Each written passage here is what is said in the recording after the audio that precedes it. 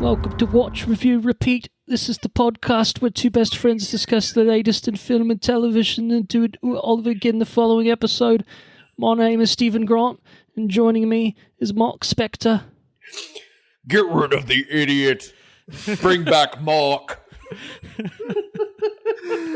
Shut up, Contra. Take the body, Mark. I apologize for that horrendous British accent. I think Oscar Isaac's been getting some shit here and there, but he did a damn fine job compared to me, that's for sure. Anyway, my name is actually Colton Brown, and with me actually is Andrew Meadows. Good evening, sir. How are you? I'm doing well, and with us as well, a third personality, perhaps. Mr. Henrique Jaime is with us for more Marvel goodness. Hello, I'm back. Marvel. It's been a short time, and I would have something else to say, but it might be a spoiler for the show, so I'll leave it at that. I think I might have been leading you into that, so that may be a little bit my fault. But anyway, how's everyone doing? It's been not too long since we talked about Doctor Strange. Took an adventure through the multiverse, one that was a little bit mad. So we're back for a Disney Plus show called Moon Knight, or as I like to call it, Moonkanite. So I'm definitely going to do that at least once more inadvertently at some point this episode. But yeah, how's everyone doing? Come on. We're good. It's a good night. It's going to be a short week this week, which I am excited about. I get to take Friday and Saturday off for Friday and Saturday. That's right. What for? You doing something? Maybe a joint 3-way bachelor weekend. Where are you going? Okay. We are going to the Emerald Isle, Puerto Rico. I actually don't know if it's called the Emerald Isle. Like what? It's probably a different island. But I'm sure it's green there too. All three of us are going. We're all three get married this year, and the three amigos are going to go out and explore a place that I've never been. I don't know if you guys have been there, but I have not. I believe Enrique has been. I have once a few years back. It's great. Well, I'm excited to go. Yeah. It's gonna be a good time. Looking forward to it. It's gonna be good fun. But first, we have to have some good fun talking about Moonkanite. It was intentional. Do we have any fun facts about Moon Knight? I actually have. Here's the thing. I have a non-Moon Knight related fun fact to throw out. It's very quick. Should I do it right now? And then we should go into the Moon Knight stuff. I meant to bust this one out when we talked about Doctor Strange, but it kind of slipped my mind. I just got caught up in the madness and started talking about other shit. I was listening to I think it was the end of the Northman episode or something like that when I was editing. I feel like maybe it wasn't even that episode, but I just remember there was a point where Andrew and I started talking about what we were drinking, I believe, or maybe it was even off air. Who's to say? But it just reminded me that we had an original name for this podcast, and I don't know if we've ever talked about that on air. We talked about it. We talked about it with the when we were talking about it at the Northman episode. I don't think we talked about.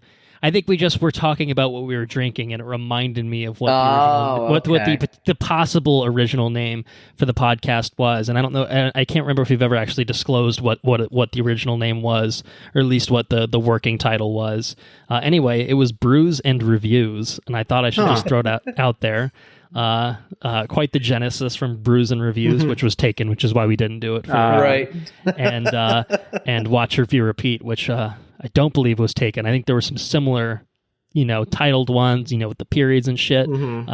But we've talked about the origin of Watch, Review, Repeat as being Edge of Tomorrow inspired, Live, Die, Repeat inspired. But anyway, I thought I'd throw it out there just as I'm drinking a nice tasty IPA and everyone else is enjoying a tasty beverage. Andrew's got a Michelob Ultra. Oh, I'm sorry, it's not actually a Michelob Ultra anymore. It's something else.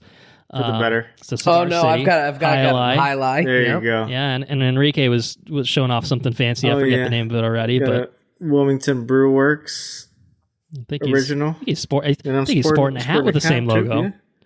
Yeah, look at that shit. So anyway, Moon Knight fun facts. Anyone have them? I'm all ears. I got something. You got something? Shoot, dude. Goodness. Okay. Oh my goodness, we have multiple. All right. All right. Well, let's I'm hear also it. gonna say screw brews and reviews.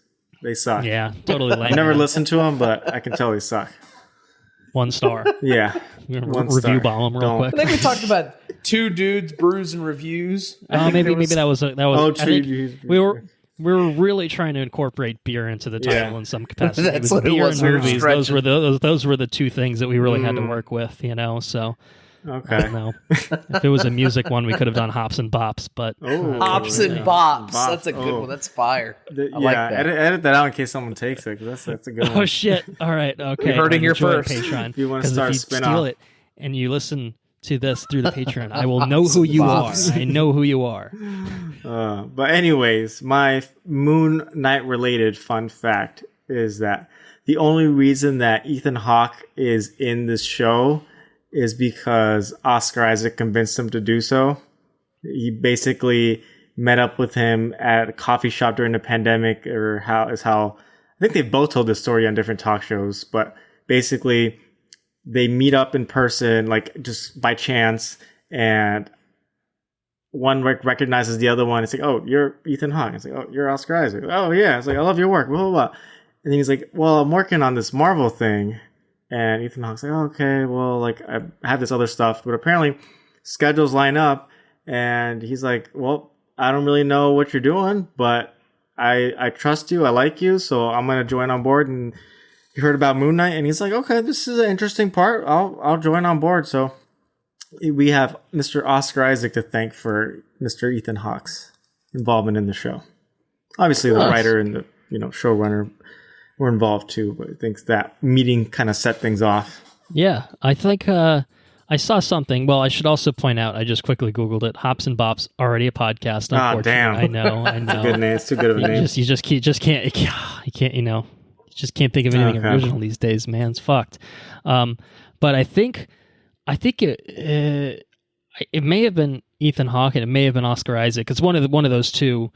I think was set to make a movie with the director Yes. Mohammed Diab, who Yes. did for. Okay, are you getting to this? Am I? Oh no, that's that's the. I don't remember who was working with whom, and But basically, I Yeah. think the gist of it was, they had to leave that project basically because they took this project and it was going to be filming, Mm-hmm. and then as it turns out, Marvel hired the director Mohammed Diab to direct 2/3 of the series, so they ended up working together anyway. So it was one of Oscar Isaac or Ethan Hawke. However, both of them ended up working with Mohammed Diab Right. as a result of being on this project anyway. So it doesn't matter who it was.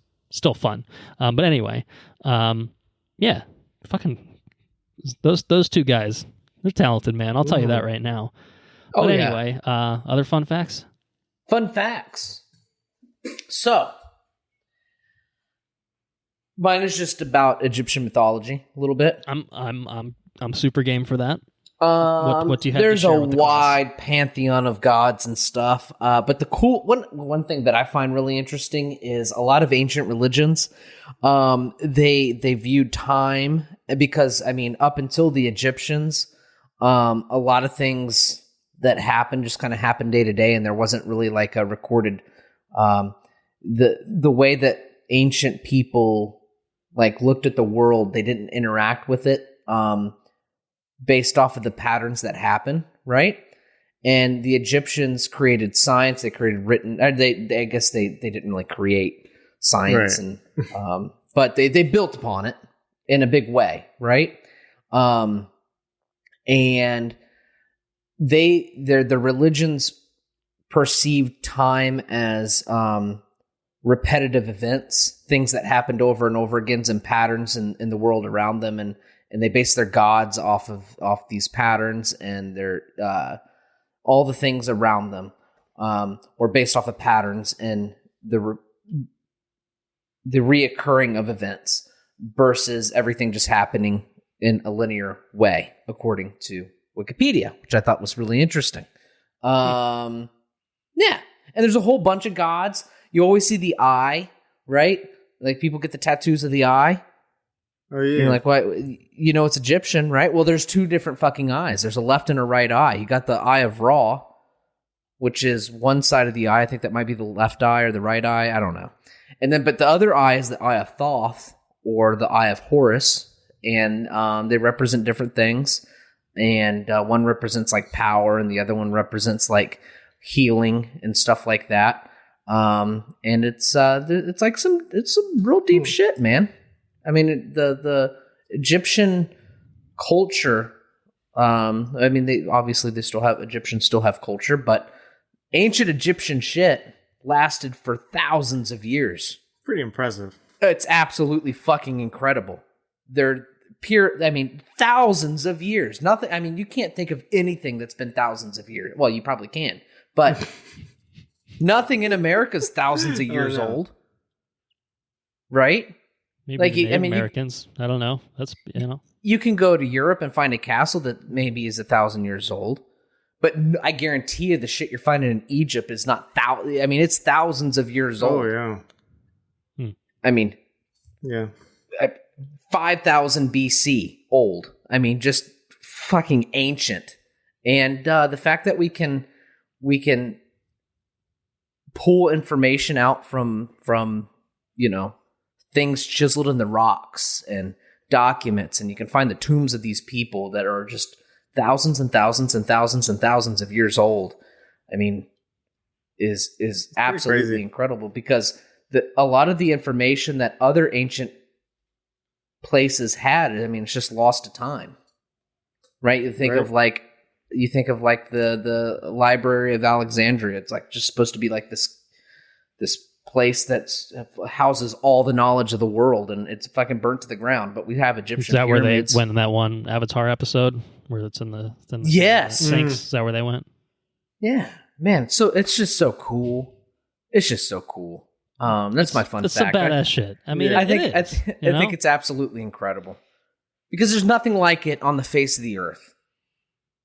And there's not, well, there's things like it, right? Like you wonder why the Mayans have pyramids, and why the Aztecs. They're like they're cultures that arose like completely independent of each other, right? Which is cool too.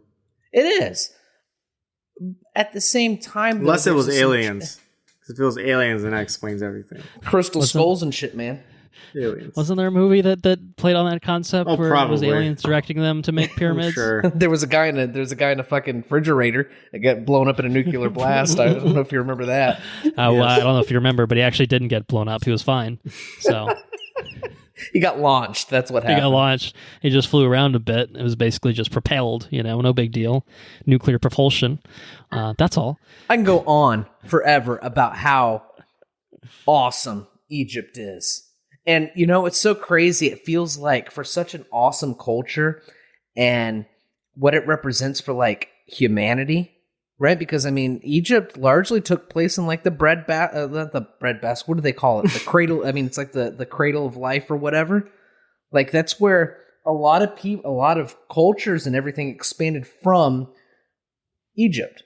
And they expanded outward from Africa, right? I mean, they started in Mesopotamia and then worked their way out, and then you got Egypt, and then they start working their way up to Europe and Asia and everywhere else. But I mean, a lot of shit started in Egypt, and it's not represented. I mean, like, I remember reading about the casting when they casted the lady, the main female role for the show. I don't know the actress's name right off the top of my head. Mm-hmm. May Kalamaui. Boom. Right. She was like, it was just mind blowing that an Egyptian got cast into like a main role like that, which is just, I don't know. The representation's lacking, man. Mm-hmm. I remember watching cartoons in the 90s with Egyptian things, and that was really cool, but I mean, for the longest time, I feel like I'm starved from Egyptian stuff. American Gods had some Egypt stuff in there too, which was pretty cool. Mm-hmm. But it's few and far between, and when Egyptian mythology and Egyptian culture gets sprinkled into like the mainstream, I get real excited about it because it's so cool. It's cool stuff. Anyways, I went on a very long rant, so I'm sorry. We'll keep going.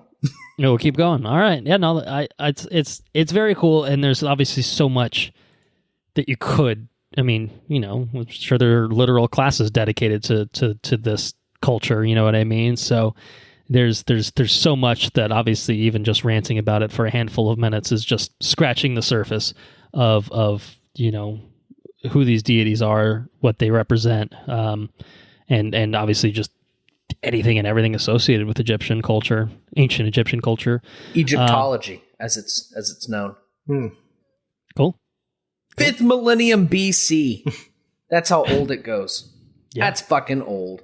It's older than the fucking Green Knight, man. Oh damn! It's a little bit older than that, and we were really impressed with that shit, if you recall. True. But anyway, it's cool to see it incorporated into, wouldn't you know it, a fucking Marvel series. It's a cool set of concepts to play with, a good backdrop for things. Throw in some DID, dissociative identity disorder, in there, and you've got a stew, baby. Mm-hmm. So let's talk some news. Let's talk some news. So I actually, let's see if that's actually true this time. So I said something, I don't think you guys caught it or forgot about it by the time we actually got around to talking about things, but I said something when we started the news like, oh, it's all movie-centered stuff. I knew full well that I just put the Kenobi trailer in there, and I just, my brain just processed it as a movie. And for whatever reason, until I heard myself say that again while editing, I was just like, wait, that's not right. I know we talked about Kenobi on this, but anyway, we have all TV stuff on this episode. I think I'll just add that little caveat. I think we do. We'll see. But let's start with a double dose of DC news. Who's up for that? No, it's not Ezra Miller getting arrested in Hawaii again, Ezra. although who knows what they're up to this time. There was a rumor that went around that they were talking. WB was talking about replacing them with Dylan O'Brien. Oh yeah. I feel like, I mean, honestly, would probably be an improvement, but right. But I feel like they already filmed the whole movie. They filmed a whole fucking movie With like, it's so, not just one flash. It's like 5 flashes. Right. So it's like, yeah. I'd just be I don't know. I don't. Amber Heard's role has been cut down from for Aquaman 2, is what she testified to. They should keep the part where so. she poops in the bed. What's their deal? Poop's funny. Poop is funny. Does anybody know what their deal is? Why are they acting Ezra, like that? I don't know. Ezra sounds like they need something. Like I don't know. Like either like, are they just an asshole, or is there something seriously wrong going on? Because you don't just threaten people and start throwing chairs or whatever they did. Like it's like, wow, that's like you can't be doing this. You can't be doing this. Yeah. Anyway, that's not actually what I wanted to talk about, but I just gave you a double dose of DC news before the double dose of DC news. Andrew, I need you to hold on to something tight. Oh man, it really hurts me to say this. DC's Legends of Tomorrow and Batwoman have both been canceled. The CW has axed both series unceremoniously. No final seasons, no series finales. Well, I guess there's a de facto series finale now for both of them, but they're donezo. God. So, could you imagine how pissed you would be if you were into Legends of Tomorrow this entire fucking time? 8 seasons. I just had to look this up. 8 seasons. I'm just like, how many seasons are there? There's 7. There's 7 seasons of this show. There's 7 full seasons. It would have been season 8. And you get no conclusion. It's just over. Nah, it's just over. That's the fucking thing. Done. If you don't plan an ending, if you just kind of keep doing this shit willy nilly, this is what happens. So I don't know. Fucking CW. Let it be a lesson. I'd say. Yeah, boycott CW. It's kind of insane. I mean, the fact that Legends got 7 seasons, I feel like he was always on death's doorstep as far as cancellations. There's so many shows always survived that I can think of that only got 1 or 2 seasons, and then all these CW shows. Legends has 7. Have a gajillion. Flash is going to have a 10th or whatever the fuck it's up to these days. Yeah, yeah, but I mean, it is kind of I think it's an end of an era because for the most part, these DC shows have been allowed to run wild. You know what I mean? Over the CW, like. They ended Supergirl and they ended Arrow, but they ended them. It wasn't a cancellation. It was, we're going to do a final season and wrap everything up and be done with it. Like Arrow is tied into the Crisis on Infinite Earths. It had its own big ceremonious wrap up, whereas this is very much just sayonara, don't let the door hit you on the ass, on the way out kind of thing. And like Batwoman, like absolutely could have been canceled after season 1, given that it lost its literal fucking main character. You know what I mean? Like, but they still did 2 more seasons. That to me shows how committed the CW was. It's just like, we're just picking anything and everything up. But yeah, I mean, I'm not going to watch these shows. I think we've talked about it. I almost didn't put it in this episode here, but as hard as it is, you're not going to watch them, huh? Yeah, and especially something like this, it just kind of feels like a little extra fuck you on top of making shitty shows. It's just like, well, I'm not going to catch up on Flash because by all accounts it's quite terrible these days, and it was very much trending in that direction even when I bailed 4 or 5 seasons ago. And I do think Legends is pretty fun from what I watched, and it seems like it was still pretty fun and had a nice rotating cast, and it was cool. I don't give a shit about Batwoman. That's not going to hurt my feelings at all. I never watched any of it, so it's not like I started with it and now I'm disappointed. It's just like, well, I have no reason to go in because it's the worst part though weird is hodgepodge like that of first a show. But I think that first season of Flash was absolutely, truly incredible. Oh yeah, it was yeah, great. yeah. Once upon a time, these shows were really, really good and worth watching. And and it's not to say that like there's no enjoyment that can't be mined from these shows, and if you like these shows, you're dumb and have bad opinions or anything like that. It's just there's just so much of it, and for those who even that have stuck with it through thick and thin, and whether they're enjoying it currently or not, or just hate watching it, because it's a compulsion at this point. Like, it sucks to see everything like this just kind of cut short without any sort of resolution. I think it's just kind of a shitty approach to things, but obviously that's kind of the nature of TV. Anyone that watches a series on Netflix is used to just things getting canceled unceremoniously, such as, say, the Marvel Netflix stuff was all pretty much just cut halfway through, more or less. I mean, are we going to miss Iron Fist? No. I'll speak for yourself. Danny. Iron Fist season 3 or a CW show? What would you choose? Danny season 3. I honestly, I might take it. I would too. You're probably not wrong, because it felt like that show, unlike the CW shows, was actually trending up. It's it was true. Still it's bad, true. It started off but terribly. it was trending up. It was like getting slightly better. Yeah, they just made. There was so much character. potential. It was And if great. anything, there's only 10 hours of it max versus like your however many 30 hours of these DC shows. Right. With minimal love 30, triangles, 30, too. 30 it's probably like 300 at this point. You tell it up in all these. Radioactive. I don't need that. I don't need that. CW. I would love to know how many hundreds of hours of DC CW content there is. Like, period. I'm not going to look it up. I'm certainly not going to calculate it myself. But it's got to be hundreds upon hundreds of hours, right? I mean, Oh, yeah, I'm sure. not. Yeah, I don't. convert that to days. Those are hours you can't get back. So no, I don't think so. Life is But short. Anyway, all is not lost on the DC front.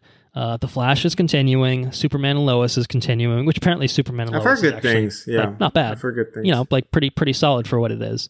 So I won't throw that necessarily into the same pile as some of these other ones. And of course, Riverdale still going strong, even though I think the cast is like, All right. yeah, we're ready to move on. All right. But like, money's money. So what are you going to do? Can't complain about a paycheck. But yeah. Anyway, R.I.P. Legends of Tomorrow. R.I.P. Batwoman. But DC is breathing new life elsewhere on HBO Max. We're gonna get a fucking Amanda Waller spinoff series. That's right. Viola Davis apparently coming back. She's in talks to star, and it's basically a Suicide Squad / the Suicide Squad Christ almighty. Peacemaker spinoff. Because Right. I mean, Well, I guess that was supposed to be pretty good, right? Like, you guys watched it and you guys liked it? I did watch Peacemaker. did you finish it all? Yeah, I watched all 10 or however 9 mini episodes. It was actually quite good. Yeah, I I actually watched the recommend first it. episode a while back. Yeah, I think And I it enjoyed actually had one of the better conclusions of a superhero TV show to this date, I will say. Wow. Okay. The finale High praise. left me just being like, okay, that was worth it. Like, I really enjoyed that journey and where the characters went, and it was a fun time. We might And I watch could that be show. wrong, but do we know if we're getting another Peacemaker season? I feel like James Gunn is doing one. I'd be right? surprised if Yeah, we I see did. it. I see I'd be it. surprised if we did. Yeah, no, it was renewed a few months ago. Okay. So I thought we were getting more. So we're getting more Yeah. and more. We're Okay. getting more Peacemaker, and we're getting more Waller. Which, I mean, having only watched the first episode of the Peacemaker show, like, it's no secret that like Waller's Yeah. involved in some way with it. I mean, she's because not a main obviously- character by any Right. stretch of the imagination. Right. So there's clearly room for them to do something very different with her without it just feeling like another Peacemaker, because very different characters, you might say. For instance, she's not running around in her tidy whities, having wrestling fights Is her with best people friend and a bald such, so- eagle? I'm going to guess no. Probably not. Probably not. I don't know. We'll find out. But anyway, yeah. I mean, fine. It's kind of it's. I mean, when we saw Suicide Squad in 2016, is this where we thought we would end up? Probably not. No. But this is a much better version of things, much better take on things, since James Gunn has kind of effectively, I would say, single-handedly revived that brand. But yeah, I don't know. Any other thoughts on this? I don't know. I like the Suicide Squad. I like Peacemaker. I don't see Amanda Waller herself as like a main character. I always see her like as the background, like leading the team. So maybe if she's like starts off the show and sets a new team off to do a new Suicide Squad task, could be fun. But as great as Viola Davis is, I don't know if I need a Amanda Waller centric show. But we'll see. Like, obviously, there's family stuff that they deal with in Peacemaker. So if you watch that, there's like, I have some ideas of where I think they could take that show. But we'll see. Don't need it, but I'll probably check it out. Yeah. I think I'm about the same wavelength. I mean, it feels like not an obvious character to center like a TV show around. But at the same time, she's a take no shit badass black woman. So it's a cool opportunity, and then you have an incredible talented Viola Davis as well. So it feels like I want it to be appropriately comic booky and play with that side of the universe too. But there's no reason we can't have all of those things be true. So we'll see what they have in store with us. We'll see what they have in store for us. And moving on, we have a new Doctor. Oh, wow. Doctor Who. Who? And it is Ncuti Gatwa, who is going to be Ncuti Gatwa, who is going to be playing the new Doctor, taking over from Jodie Whittaker. He is the first black man to take on the role of the Doctor. Which I'm sure some people are upset about, but fuck them. And so, I have no idea who this man is. I'll say that right now, but I can tell you that he's been in the Netflix series Sex Education. If anyone has watched that, he's gotten rave reviews for his performances in that. I think it's had 3 seasons on Netflix, if I'm not mistaken. Coworker of mine watches that show and says it's really good. I've heard good things about it too. So. Yeah, I've heard good things. Doctor Who brought back, I believe, the original showrunner from the relaunch with Chris Eccleston, Russell T Davies. So it's kind of a new era for Doctor Who, of which I'm very behind. Haven't watched any of the Peter Capaldi. Haven't watched any of the Jodie Whittaker. So I'm years and years and years behind. Was there someone between Matt Smith and Peter Capaldi? I think that was the jump, right? That was the Peter. Is that 11 to 12? That sounds right. I don't know why I'm That seems right myself. in my head. And then Jodie Whittaker would have been 13. Yeah. Okay, I think that seems right. But anyway, Ncuti said, speaking of his new role, there aren't quite the words to describe how I'm feeling. A mix of deeply honored, beyond excited, and of course a little bit scared. Role and show means so much to many around the world, including myself, and each one of my incredible, talented predecessors has handled that unique responsibility and privilege with the utmost care. I will endeavor my utmost to do the same. There's a few more words, but anyway, what do you guys think? I think it's incredible. It's awesome. I think it's awesome that they had a black woman, or not a black. What they didn't have a black woman; they had a white woman. It was a white woman, but she was in fact a woman. So that itself was groundbreaking. Now we got a black man, although I'm kind of Idris Elba for everything. I want him to be Sherlock. For James Bond. He's a busy man. Bond. I want him to be the Doctor, Doctor Who. But I, to be honest with you, I haven't seen a lot of Doctor Who. I mean, I've liked the campiness of what I've seen. I've always been. I don't know why I've never finished it. Why It's never fun. like? It's a lot of fun. It's a lot of stuff to it. You know, like you could watch so much Doctor Who. If you start going back, it's like. I mean, you have go on for CW level ages. amounts of content. Yeah, but at least this is like spanning decades and decades. So I think it's reasonable. But It's cool. yeah, no, I'm not. Yeah, so- I'm not familiar with him either. I just from the article and the picture, I'm just like, this is probably the sexiest Doctor Who we've seen. He's just like a picture of him with like his bare chest out, and I was like, God damn, okay. He's got a badass shirt, right? I'm thinking the I was same just thing. Like, It's like I'm like, this is probably the sexiest It's Doctor Who quite the we've cutout. seen. It's like even curves around the pecs, Yeah. you know? I mean, come on. What's going on there? Yeah, so I like how they change it up too. Like, you know, sometimes they go younger, sometimes they go older. It just what keeps it nationality fresh. It is he? keeps Where's it. he from? Assume British. I assume he's just British, but we can find out. I feel like that's a prerequisite, right? He's Yeah. a Rwandan Scottish actor. Okay. So Scottish. yeah. Yeah, I mean, if you're American, you got cast for Doctor Who, then I think you can get mad, right? Like Right. You cast fucking Matthew McConaughey. Matthew McConaughey, like that might be a problem. All right. Come right on my TARDIS. It's like, anyway, no, it's one of those shows I like keep meaning to get back into, and one day I will. But I plan to go back and honestly rewatch from the. God, there's I just actually so started much. rewatching though. from the Matt Smith stuff, so I might go back from that, but we'll see. That's Matt where Smith- that's where I is- left off. So Is Matt Smith the one with the leather jacket? No, he's the one with No. Fez. Nicholson was leather jacket. Hats are cool. Fez yeah, are cool. Fez.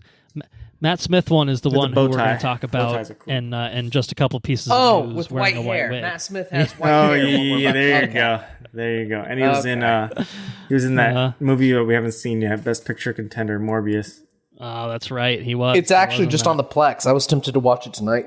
Oh Yeah, shit. I think it's fully just on digital at this point, man. I mean, VOD, baby. we pull our money in. It's probably only $10 a piece. Maybe It's got to at least be worth $10. You know what?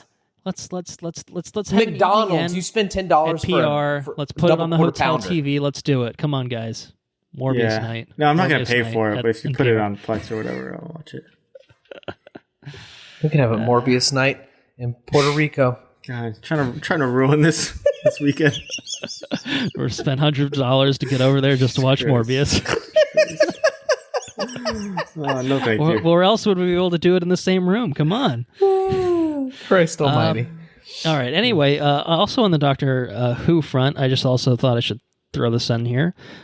David Tennant, Catherine Tate, all are coming back to be part of, I guess, some specials. It sounds like so. The 10th Doctor will be back alongside Donna, one of his companions. Cool. And they also cast, I believe, I want to say a Doctor Who first that they cast an actress named Yasmin Finney, and she is, as far as I'm aware, one of the only, probably the first trans actress to play a major role, I guess, in Doctor Who. There absolutely could have been a trans Right. actor in Openly, Doctor Who. In right, fact, yeah. yes, there was. It looks like there was in 2015, Oh, so I'm okay. glad I didn't say that.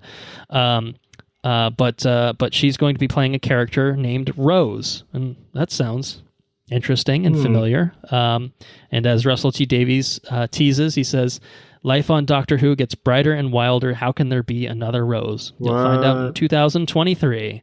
So Rose so was there from you that go. old one, right? Yeah. That's right. There was a Rose. So remains to be seen. Are they doing what are they doing here? I don't know. Who knows? Who knows? But lots of Doctor Who goodies clearly coming up. So maybe it's a good time to go in on Doctor Who if you've never watched any of it, or a good time to catch up, perhaps. But I don't know that I'm going to be rushing to do it. But all this sounds really cool, and I feel like I said the exact same thing when Jodie Whittaker was cast. I've just been like, fuck it, man. Maybe I'll go back and do it. And I At did. some point. But at some point, it feels like a good back burner, comfort foodie kind of show. So someday is what I'll say about it. But anyway, I think it's all very exciting news, especially for fans of Doctor Who. Anyone that's interested in this sort of thing, I think it's all great news all around, is what I'd say. So that is what I'll say on that. We can move on to final pieces of news before we get into some trailers. That sound good? Yes. Another late addition to the news. Well, I don't know about another. Although there will be 2 late additions to the news. Actually, this is the first of 2. Vanity Fair put out a spread in their magazine called "Star Wars: The Rebellion Will Be Televised," and basically, if you guys have seen the cover for this, but they had a photo shoot with Rosario Dawson as Ahsoka, Pedro Pascal as the Mandalorian, Ewan McGregor as Obi-Wan Kenobi, and Diego Luna as Cassian Andor. Showing off the stars of all the upcoming Disney Plus television shows for Star Wars, all the Star Wars related ones. And we got a lot of information in this article. I will not read it verbatim. That would take way too long and be very boring, but I would urge people to definitely check it out. We get some looks at Darth Vader. We get another look at Reva the Inquisitor, all from Obi-Wan Kenobi. There's a new shot of Mon Mothma from fucking Cassian Andor coming up soon. And basically what it is basically just tracking what's going on with Star Wars on the TV side of things, what we have to look forward to, et cetera, et cetera. And so I think what I'll say right now is obviously I'm looking forward to all of those shows, but it also teased the existence of, I believe, one show that we actually had no knowledge of until this point. And that is a show coming from a man who we actually talked about on the last episode, John Watts. He's too tired. He doesn't want to do Fantastic Four. He dropped out. But he's not too tired to create and executive produce a fucking Star Wars show. And so basically there's a show codenamed Grammar Rodeo, which is going to take place post Return of the Jedi, after the fall of the Empire.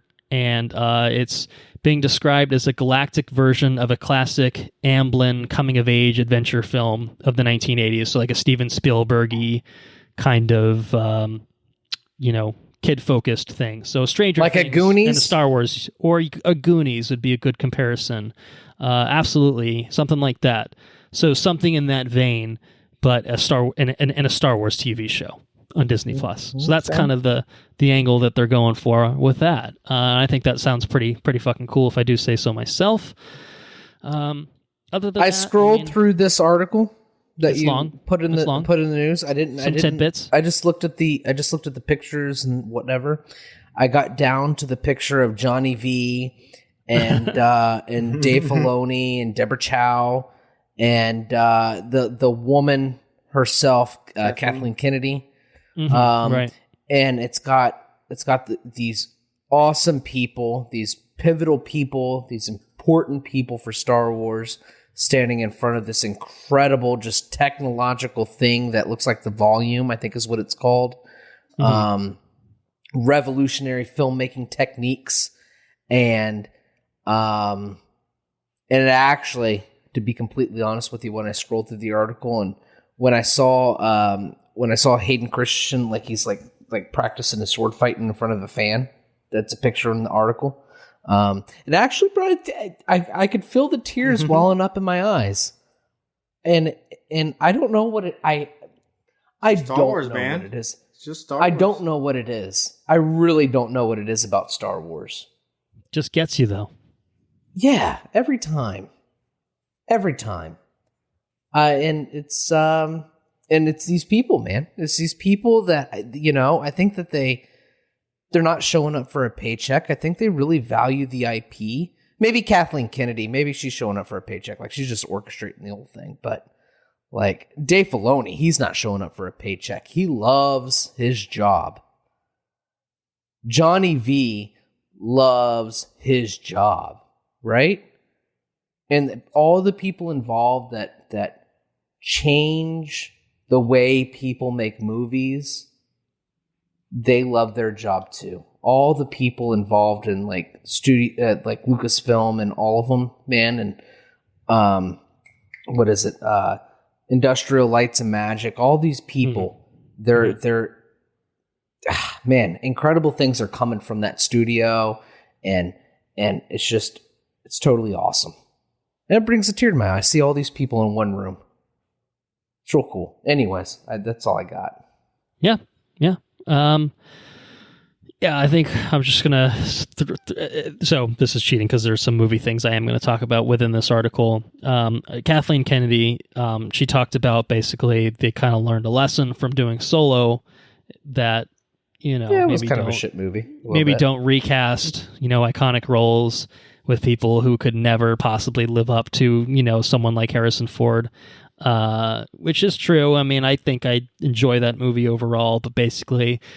she's kind of basically saying like, they've stumbled here and there and they've kind of learned lessons of how to move forward with it. And I think you can really see it. I mean, obviously, I think they wanted Rise of Skywalker to be a very concerted end of the Skywalker saga or whatever.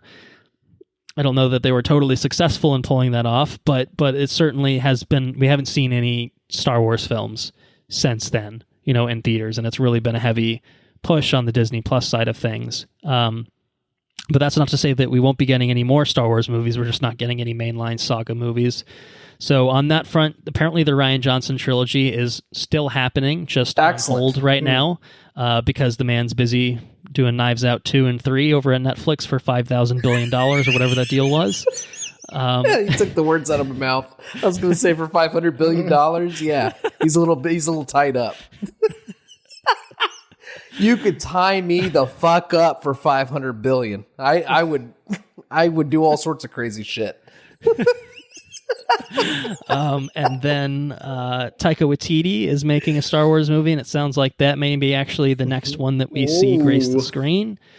He's co-writing it with 1917's co-writer, and then after that we will likely see Patty Jenkins's Rogue Squadron. Which it sounds like that's maybe not as close as it once was. I think she maybe is either doing Wonder Woman 3 or that Cleopatra movie or some shit in the interim. And I don't understand though. If somebody says, "Do you want to make a Star Wars movie?" She said yes.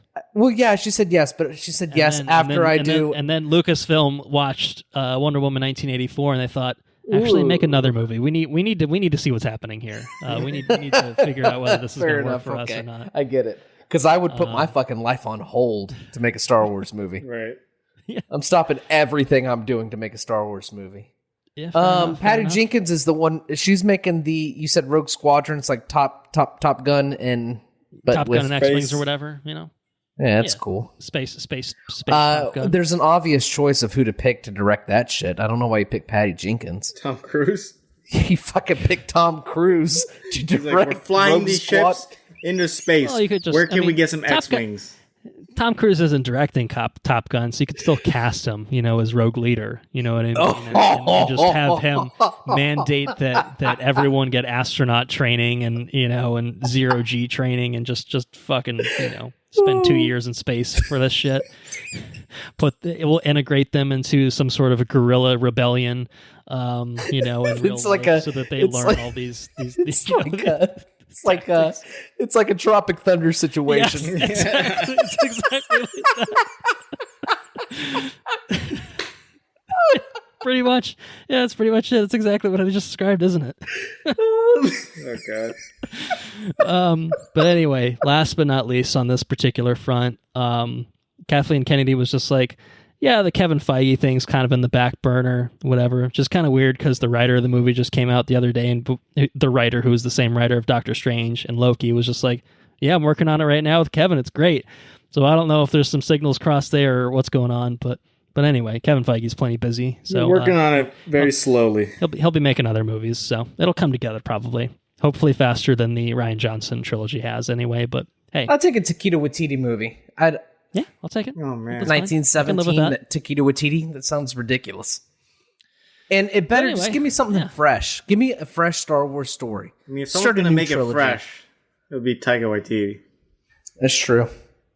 It's going to be all sorts of madness. And I need a Star Wars movie shot in one shot. A one-shot Star Wars saga. Just a one adventure. One movie It's a video with game. one take Star Wars film. Could you imagine that? That shit would be ridiculous. Do like a Clone Wars movie or something like that. Oh my God. Cool. Don't even. Stop it. It's like an Old Republic movie, even. Oh, that could be cool too. Just one take. Oh my gosh. Anyway, I recommend everyone check out this article. Lots of new information in there, far more than what I've stated out loud. We'd be here another 20, 30 minutes if I tried. So Let's talk Star about this Wars, next The one. I'm excited Rebellion about will be this next one. televised. Let's talk about the next one. Andrew's excited. For House of the Dragon. We received an official teaser trailer for it. There's a lot of people with white hair in it. We see at least one dragon, and appears to be in some sort of house. So it's as described, and it's coming in August. It is, of course, the Game of Thrones prequel, spinoff, however you want to classify it. How are we feeling about it? So, I think it looks like shit. I was gonna say it can't be worse than last season. So I think naturally you're moving in a positive direction. I would put money. It's not worse than the last season of Game of Thrones. I agree. I put $50 there's down. just no fucking way. There's no way. Because the thing is, this cannot It's prequel. disappoint you. It's almost true. impossible for this to be. Expectations are yeah. lower. They're in the toilet, man. Like, if this is anything even remotely along the lines of mid-tier Game of Thrones, it's a huge success, right? You know? I think it's gonna be okay. Like, I still hate the white hair. It just doesn't look good. But you got some old houses. You got some dragons. Like, sure, that's enough. It's based on source material that's finished. Like, I think that helps. Correct. Like, people aren't that's just obviously making stuff up as they go. So I think it's got the potential to be decent to maybe good. Not expecting, Game of Thrones nominated for 30 Emmys, which I guess some of the later seasons still were, and it's like, really? Okay, sure. But, this, I don't have high hopes, but I'm intrigued. Yeah, sure. This is a side note before I comment substantively. Is this trailer dim as fuck for anyone else? I mean, I know it's like an easy, thing to talk about for Game of Thrones, but like They got the same editor from the Long Night episode or whatever. It's a shot. It opens There's with a the couple. shot of this woman, and it looks like it's supposed to be daylight, but it looks like if you turn the brightness to the lowest setting on your TV. Yeah. Like that's It's a little bit like Moon Knight, I will say. There's some scenes in Moon Knight I'm just like, I don't know what the fuck's going on, but everything in here looks like they just put like a filter to make it as dim as possible. And like that's the only way I can assume that it actually has happened, because there's no way they're shooting these shots with this little lighting, you know what I mean? Anyway, it looks like Game of Thrones in terms of production values. It's got a dragon, it's got King's Landing and shit, right? It's got the Iron Throne. Maybe there's a few more swords alongside the actual throne itself. But it's hard to get excited, because obviously of what has happened to us, of setting our expectations, even like at floor level. That was too much. That was too much, apparently. But the makeup and the hair are it's not encouraging. Yes, it's not encouraging. I'll say that. The makeup and the hair sets a precedent. Like the thumbnail, it starts at the thumbnail before you even watch the trailer. Yeah. You click on like you search for it and like, wow, that looks like shit. And you click on it, and I'll entertain it, and then you realize that it's all the same information that you were told throughout watching Game of Thrones, with the same characters, some of the same characters. Like, same what's his face houses. is in I it. wouldn't say there's none of the same characters from Game of Thrones. What's his face was in it? I thought that looked like the Targaryen guy. Or not Targaryen. They all just It look the looked same because They they're all look like inbred. Targaryen guy. It looked like God, what's the house? What's the rich house? I mean, this is like a couple hundred years before, at least. So it looked like the same actor. I don't know. Yeah, I think it's 170 years before the events of the series. So I'd say it's unlikely that reused an actor, or I mean, What's the unless it's guy's like name? a Or maybe it's the magic guy's character. grandfather or something. What? I mean, there's probably a lot what of house is relations Joffrey and stuff. from? Baratheon? Baratheon? Like, actually, I mean, well, you know, not. Well, no. I mean, who's Lannisters? Lannisters? The Lannister dad looked like he was cast in this trailer. Is the Lannister dad not in the show? Oh, it's definitely not Tywin Lannister, Charles That's Dance. not Tywin Lannister. It's definitely not Charles Dance.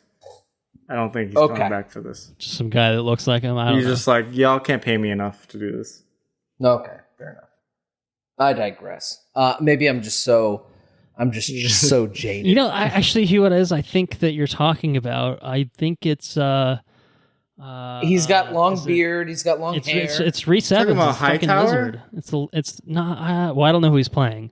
I don't know I have no idea who he's playing, to be honest. But he's like, oh, this is going to be a big deal or whatever, and then they jump the casket in the floor. I happened to like stop the still of the trailer, and I'm like, actually, that's a vaguely Charles Dance-esque looking man, a little bit younger. But I thought it was the same guy. They just tried to make him look younger. Like a slightly younger version of him. Yeah. No, I can actually see it. And he is Hightower. You're right. Okay, You're right. plays Yeah. a Hightower. Yeah. Who's he play? Plays Sir Otto Hightower, the Hand of the King. Otto Hightower. I don't even know who the fuck that is. We know what they say about the hand. He shits. Is it the king shits and the hand wipes? Is that what it is? Yeah, something like that. I was hoping someone would bail me out. No, until I that's remembered it. So, I don't know. I'm not too excited about it. All right. But, you know, like you say, expectations are in the fucking dirt. So it doesn't take a whole lot I will to sprout guarantee you up, it's not worse They're than 6 the feet last under. season. So I agree with that. I think I will- it sounds like a bold claim. I'm not but saying it's going to be really, amazing, but it's not going to be worse. it could be complete dog shit and Yes, still be better than the last exactly, season of Game of exactly. Thrones. So it's quite the lowest of bars to clear, quite honestly. It will might look better probably- than our next show that we're going to talk about. I will if we're probably. That's probably true. I will suck it up and probably give House of the Dragon a chance. But the expectations will be set low, certainly. August 21st, it premieres over on HBO Max. We'll see what happens with it. We'll see what happens. And maybe we'll get the Winds of Winter one of these days, too. Maybe. Anyway, we're sure as fuck getting another Resident Evil project in July 14th. Not long at all to wait for the legendary franchise Resident Evil to come to Netflix. We got an official teaser for it. It is in no way apparently connected to the recent film that came out last year, Welcome to Raccoon City, which I know that Andrew saw once upon a time. I did. I got to talking to some customers about it, and they said it was shit. They didn't like that movie at all. I had fun, though. I thought it was a fun movie. Yeah, probably better than this, would you say?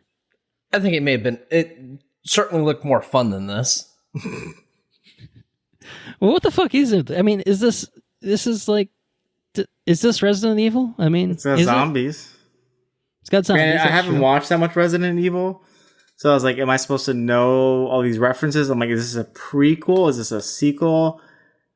Having very little relation to the source, like the original movies and everything. I'm just like, I don't know what this is. I don't know. It didn't sell me enough to watch it, so I'm like, with all the Resident Evil material, this is not going to be the thing that gets me into it, I don't think so. Well, and I think the thing is, like, the movie, at least, I feel like tried to take the game's storylines and like do something with it, like the early games. Whereas the movies were obviously just like whatever. We'll like occasionally steal a character and just have them play around with Mila Jovovich for 19 movies. This is like neither, I guess, in a way. It's just like, yeah, zombies, man. That's Resident Evil, and that's good enough. And it's Raccoon City, and there's an Umbrella Corporation, so it's got all the touchstones that you know and remember from the games. But we turned it into a real fucking terrible looking series. Aren't you excited? Come on, please be excited. I don't know. Netflix will put anything out, so it's Yeah. yeah. Apparently. So July 14th, we're not looking forward to Resident Evil. Okay. So I had to depart to consume some food very quickly when you were talking about Resident Evil, but I heard you talk about how somebody maybe like Like, oh, Resident Evil zombies? Okay, we can make a Resident Evil movie. That's about it. It sounds very similar to a show that I've been watching every week called Halo, where, it takes place in space. There's a guy that wears a suit, and there's some aliens. That's Halo. Got it. Big green guy in a suit. Yeah. All right, we got it. We'll take it from here. No, I don't want you to tell me any more. Say no more, fam. I've got this. I got you. That's it. I know enough. Shooty bang bang aliens. Yeah, fuck yeah, we can do that. It's fucking stupid. Maybe we'll talk about that in some fuller detail. No surprises about how Andrew will feel about it, but it's why do I get sucked into these shows where I can't stop watching? I don't know, man. It's like I'm not going to tell you that it's a disease, fucking hunted by wolves or first wolves or whatever the fuck that Ridley Scott show was. Because that was by a man. Raised by Wolves is dog shit, real bad. I'm not going to say it's that level, but it's equally. I mean, it's pretty frustrating. Anyways, two more trailers. More trailers. First up, The Boys, Season 3. Official trailer, right around the corner. June 3rd, Season 3 begins streaming over on Prime Video. But we got a nice new look at it. Homelander's a crazy son of a bitch, crazy motherfucker. And everyone else is boysing it up, I think, overall. But I, of course, am just very excited. Crazy in the eyes, doesn't he?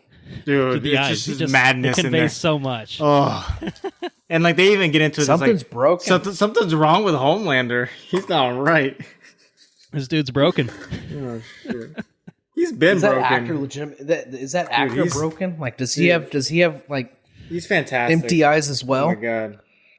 I think he got arrested in Spain recently, and I don't think you can. I don't but think there's acting at that level. I think something might be like you should. Like if you had superpowers, we might have to worry about you. He's literally just playing himself minus the laser vision and flying and all that jazz.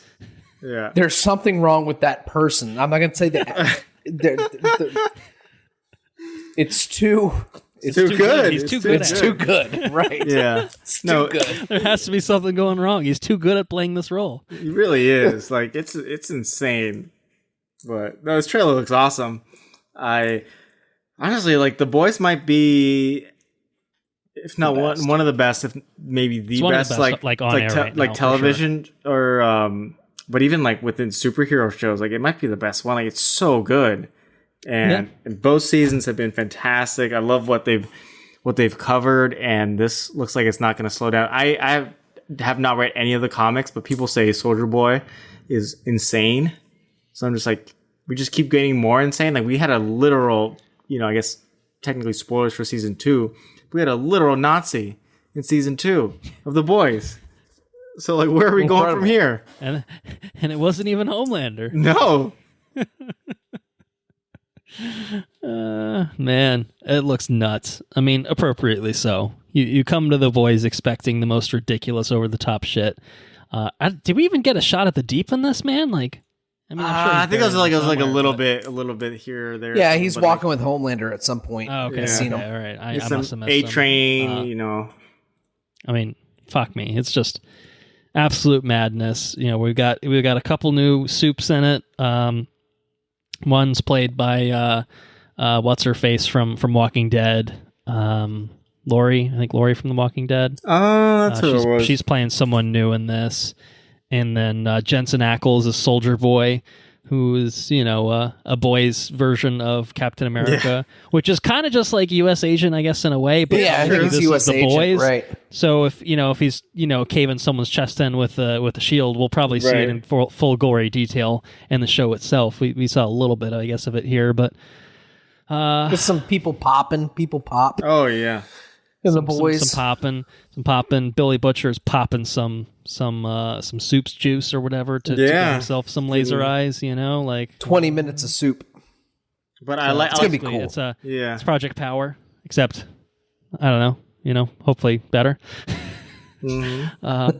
But yeah, turn into the Pistol Shrimp Man like Jamie Foxx did. Pistol shrimp. Jesus Christ. Of all the things to fucking come up with, you're going to come up with fucking pistol shrimp? For fuck's sake. Oh my God. Remember It's when we were so ridiculous. desperate for content that we covered Project Power on Netflix? Good times. Yeah, I remember Good times that. 2020 was. Just a real good year all around. I think nothing bad happened, if I recall correctly. I don't remember anything from that year other than Sonic 1 coming out in like February. But other than that, I Of think all it the was a pretty good year. superpowers, the of all best. the things to draw from, it's pistol shrimp. Right? Like it's They're like real strong, man. They got a lot of force behind their shrimping or whatever. it's you know? ridiculous. It's the stupidest thing. All right. So, any other thoughts on The Boys? Obviously, we're looking forward to it. I mean, I think it's something we're It's going gonna to be be cool. watching day one. Oh, yeah. As it airs. So, I'm very much looking forward to it. Didn't need to be convinced that I needed more, that I wanted more, Yeah. but I will willingly accept more. So there we have it. Final trailer. Something I was not expecting to see on the radar today. It was not planned to be part of this episode, but alas, here we are. It is not the next Marvel Disney Plus show in line. That is, of course, still Miss Marvel. But August 17th, just a few days after my birthday, we'll be getting She-Hulk, Attorney at Law. So, Whoa. New title. This year? New trailer. First trailer, Wow. in fact, an official trailer of Tatiana Maslany as Jennifer Walters, the cousin of Bruce Banner. So we got some She-Hulk action, we got some Hulk action, we got some Abomination action, we got a bit of this, a bit of that. What do you guys think? It looks I like fun. the logo treatment. Mm-hmm. Logo treatment looks fine. Okay, Yeah. No, it looks fun. I mean, and I like how they're... fun, not fine. Yeah, That's no. an important It distinction. looks fun. And I think like putting Bruce Banner in this from the beginning is a good idea. 'Cause I think part of the thing with the Marvel shows now is just like who's going to come in, and like there will be speculation, right? But you're like, okay, the Hulk's going to be in it. It's a She-Hulk show. So like, let's just show him and like, you know. I mean, Just- I know another Marvel lawyer. So Right. And like, yeah, you could get some, you know, crossover with the Maddie Murdock and those things. So that'd be fun. But like, I don't know. It seems fun. I think the only thing about the trailer that kind of made me like do a double take was the She-Hulk look itself. It just to me seems like still a little bit off. Because you're clearly it's not a Hulk where like they're very different from the person. It's like the person, Jennifer Walters, a lot but green, taller and green. Yeah. And Her CG seemed a little bit off this, to me. I think though. it's the CG that's just like a little, just something not right about it. That was my biggest issue. It's a little uncanny valley, a little unfinished. Hopefully, CGI is kind of how I feel about it. That's that why remind- I was surprised that you were saying it's coming out in just a few months. Like, oh, that Yeah, CG well, looked a you little know, edgy. One would hope that they'll use the next 3 months to the full potential, and then keep working on it as each episode. You know, it's going to be weekly drops, so you know, up to the wire is probably how they need to treat this. I mean, it's no easy feat to bring a fully CG character to the screen. Certainly not on a television format like this. We know that Marvel Studios has the big bucks, and then I feel like they've been given a lot of these Disney Plus shows like All the monies. Yeah. I mean, like pretty close to film-esque budgets. Not quite there, obviously, but you know, Maybe like Northman budgets. yeah, like Northman budgets. You know, yeah. I mean, I hope that it's just a little unfinished. I don't expect it to be perfect. You know, it is a TV show. It still looks better than whatever the fuck they're churning out on the CW these days, as kind of what we talked about. But it doesn't look quite up to the Marvel standard. That said, a little show called Moon Knight also had some spotty CGI in it, I think, throughout. And also some really good CGI. So it's kind of a That's right. It's kind of a push and pull, it seems like, in some ways, in terms of maybe certain things getting more money and more time, and other things maybe being more rushed or, you know, not as, you know, much attention given. But this is a pretty big deal. You kind of want Shulky to It's the look main as character. good as possible. I think the problem for me is that although I assume it's unfinished and it needs a little bit of work, I don't think it's going to be perfect, like I said. I think the problem is they've clearly just taken the assets from Endgame for Mark Ruffalo for Professor Hulk, which I think looked really good. And I think they've basically just reused those assets. And why wouldn't you? Why would you make brand new ones when it already looked that good? But I feel like he looks like movie quality CG, and she looks a little closer to TV quality. And it makes it that much more stark, and right? I think the contrast, unfortunately, makes it look that much worse, right? Yeah. So my hope is that they can figure out exactly how to do it, but it's like the face isn't quite right. You know what I mean? Yeah, it's probably hard too when you're going back and forth from the actress to the CG version. You know, where like you're looking and you know exactly what the actress looks like, and then you go to the CG version that's only slightly different. It's not a full transformation. Right, and I think like the body and everything looks fine. It's just, for me, it's really the face kind of mapped on looks off. Like it's like not quite synced quite right for whatever reason.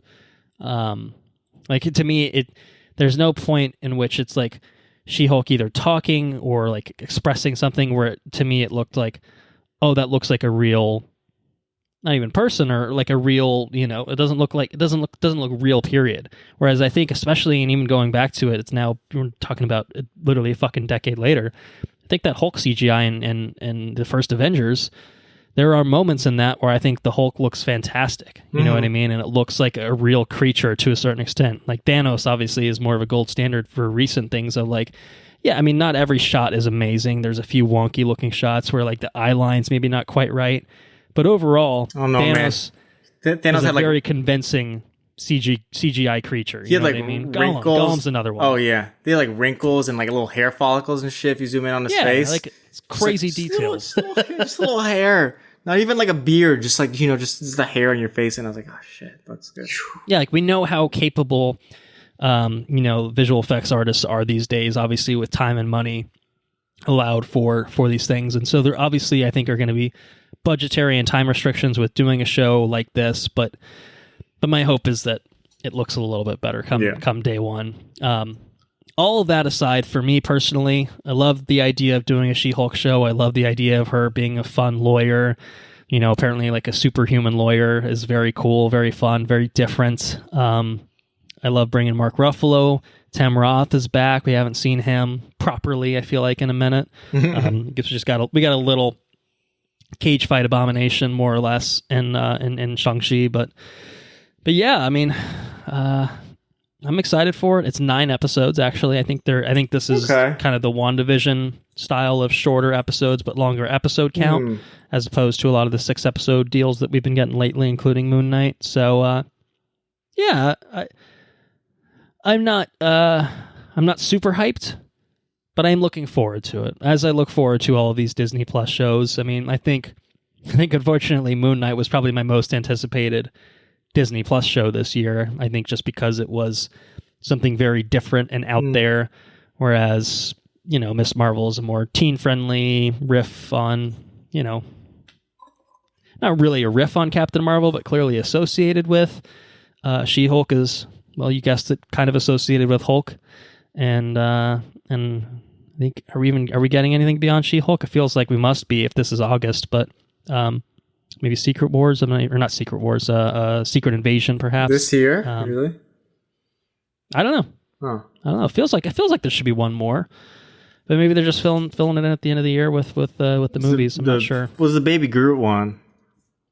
So I don't know. Oh, that's true. Yeah, we might be getting some of the Guardians. Like I think we're getting the holiday special and stuff. So maybe that'll be kind of it for the TV side of things. But anyway, what do you guys have any other final thoughts on She-Hulk?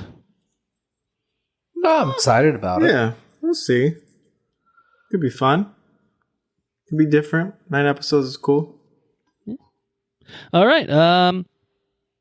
I guess that brings us to talking about Moon Knight itself. I just got into it a little bit, but we'll have a lot more to talk about. Disney Plus original series created by Jeremy Slater, directed 2/3 directed by Mohamed Diab, and the other third. I know how to do math. Don't worry about it. The other third directed by the duo of Justin Benson and Aaron Moorhead. That's awesome. Yeah, they did 2 episodes here. It's definitely them, too. I can tell you. It's definitely them. You can tell. So it was 6 episodes in total. It stars Oscar Isaac alongside May Kalamaui, F. Murray Abraham, and Ethan Hawke.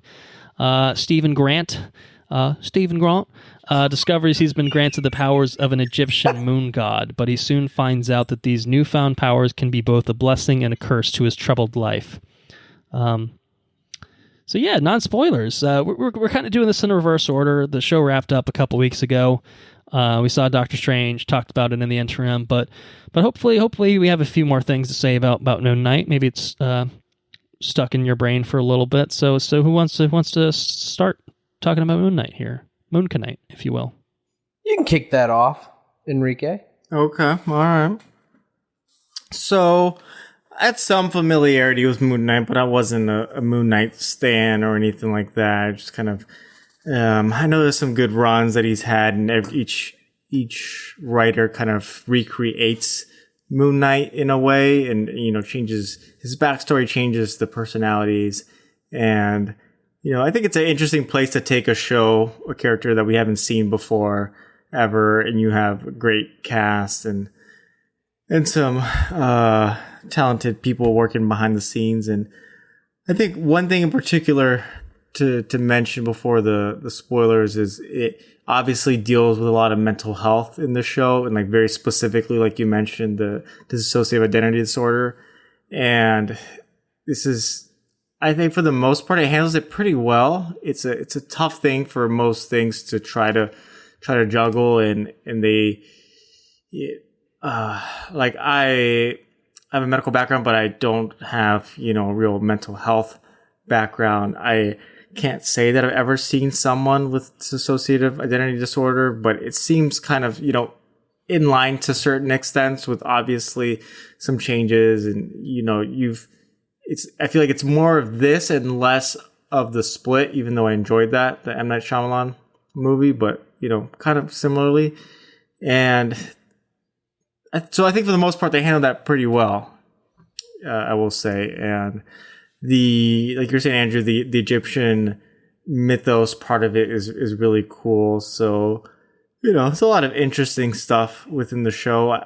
To me, the episodes really varied quite a bit in terms of the consistency and my enjoyment. So there's some episodes I enjoyed a lot more than others, but that's kind of been the case for a lot of these MCU shows. It's not always a consistent experience in some ways. So yeah, those are just some thoughts starting off.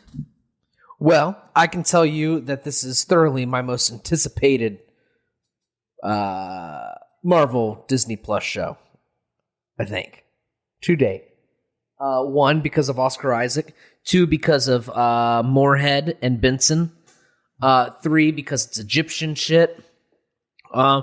Four, because Moon Knight's supposed to be brutal fucking Batman. Just brutal Batman doesn't give a shit, no. And I thought that this show was wildly entertaining. I thought that this show was completely different than, it was so refreshing in a way, because it's very much not, I don't know, it's so detached from the MCU. And it feels really closer to the Marvel Netflix stuff, I feel like, in terms of feel. Kind of, well, first of all, they tone and feel, but also just level of attachment to the rest of the MCU, where it's just kind of off on its own corner. And Yeah, that's that's okay right. sometimes too. Totally. And it just it felt fresh and new, and I think it's well acted. I think that the integration of the gods and this whole corner of the MCU is really interesting and really cool. The voice actor, who is F. Murray Khonshu. Abraham. For Khonshu, right? Khonshu, yeah, just totally fucking nailed it. I thought he was awesome. I thought it was a really, really cool show. I was excited. I was super excited to return every single Wednesday to watch every episode. I've recommended it to a few folks, and they've enjoyed it considerably. They people who have had quote unquote like superhero fatigue, Marvel fatigue. They've watched the show and they thought it was refreshing and thought it was entertaining, and it felt less like a Marvel movie and more like something else, which is cool. True. I think it's cool how we're getting a Marvel hero from. I mean, we got Shang-Chi. Last year? Is that right? Yeah. Or shit. Yeah. Yeah. That was. Yeah. That was a whole. Was that a year ago? It was. I don't think it was. Okay. It wasn't quite a full year. Probably. Yeah. It was like September or something. That sounds right. We're getting another corner of the earth, right? Another place. Yeah. And I mean, I think it's like obviously Oscar Isaac is not Egyptian, but like it deals with that with the mythos, and but his co-star and a lot of the other characters. Right? Yeah, definitely. Right. And it's cool. I think that I thought that the CG was largely okay. It's totally fine. I was never pulled away by it. I think that the surround sound treatment, I think that the channels and everything for the surround sound were pretty on point. I think it's got awesome sound design, particularly with the voice of Khonshu. And yeah, man, it was just a really fun show. I thought it was very funny. I thought it was heartbreaking in certain moments. Certain moments were like heart-wrenching. Yeah. And I think it's a multifaceted show. There are certainly moments that you appreciate more than others. But it felt tight with the 6-episode count. I think any more, I think you would have run it thin. And I think any less, you would have cut stuff out. I think it was as long as it needed to be. So yeah. Those are some overall thoughts for Moon Knight, as Colton knows it. Yeah. Yes, thank you for joining me. Yeah, I think to piggyback off that real quick, one thing that I've had with the Marvel shows is I think I personally, for a show like this, I want 8 episodes, just because I feel like there's like a little bit more than they can do. I felt this with Hawkeye too. It's like there's a little bit more still there, especially without getting towards the end, but like kind of looking at the grand scheme of things, there's no Moon Knight movie announced, there's no things announced after this, so I probably could have used 2 more. I probably could have used 2 more episodes maybe to like all the stuff that they started to like give that its final due. So that's my opinion. To bounce off of that, do you think that the material itself would just needed to be spread out to 8 episodes, or do you think you just wanted a little bit more, like keep it concise, like it was too overstuffed? If you could spread it out, I don't or think, are you talking about like expanding the scope a little bit more? No, I don't think it's necessarily overstuffed. I just think like with these shows, they tend to like cover so many cool topics and areas that maybe you need a little bit more time to fully flesh out. So this was one that I could have used 2 more episodes. I don't need this to go into like, 15, 20 episode season kind of thing, but like I could probably go for 2. Like that kind of medium between the Netflix shows where you're like, this character probably doesn't need too long. This character probably doesn't need 10 episodes, and you're like, but maybe Moon Knight could get 8. I don't know. So maybe that's a thought. Yeah, because like six is like, it's short. It's not a long time. 6 is short. Yeah. So yeah, and I think part of the problem, especially with some of the Marvel things, and I don't know that I had as much of an issue with it as Hawkeye, because to me it was very much just like a few days around Christmas kind of deal. But I think this one spans like a bit more territory, obviously in terms of characterization, and like plot, like hopping geography and stuff like that. And then what are the other 6-episode ones we've got? Loki, I feel like kind of advanced through its plot line fairly quickly by the end. You know what I mean? It felt kind of accelerated the pacing quite a bit. Like to me, WandaVision, I think, was like the most at ease in terms of like it's just kind of doing its own thing for like 5, 6, 7 episodes, whatever it is, and then it's kind of shit hits the fan. And even then, at the shit hits the fan kind of point, it still ramps up like really quickly. So it kind of always feels with these shows that they never quite know how to build to the end. Falcon was all over the place. Literally forgot that show existed for a second. But yeah, they've never quite been able to totally nail the pacing. For me, I actually do think Hawkeye was probably the best in terms of pacing for me, from what I recall, of the 6-episode ones. And this one I think is pretty good overall, but it does it jumps around quite a bit. I kind of felt with this one, because it's such kind of a globe-trotting Indiana Jones-esque at times kind of deal. It feels like it really had a lot of things that it could have done. I think it could have been literally the exact same material done in 8 episodes with a little bit more breathing room, maybe. Remind me about pacing and spoilers. That's what I'll say. All right. Well, I assume that you have. I assume you have similar thoughts overall, and in terms of non-spoilers, in the sense that maybe you have some issues with the pacing. Is that fair to say, or is it? I think that the pacing. I think that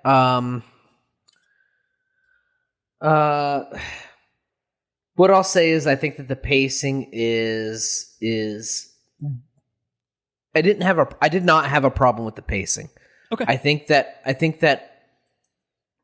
the way that the story was told was largely I think it could be felt like pacing because of the way they chose to tell the story. Does it make sense?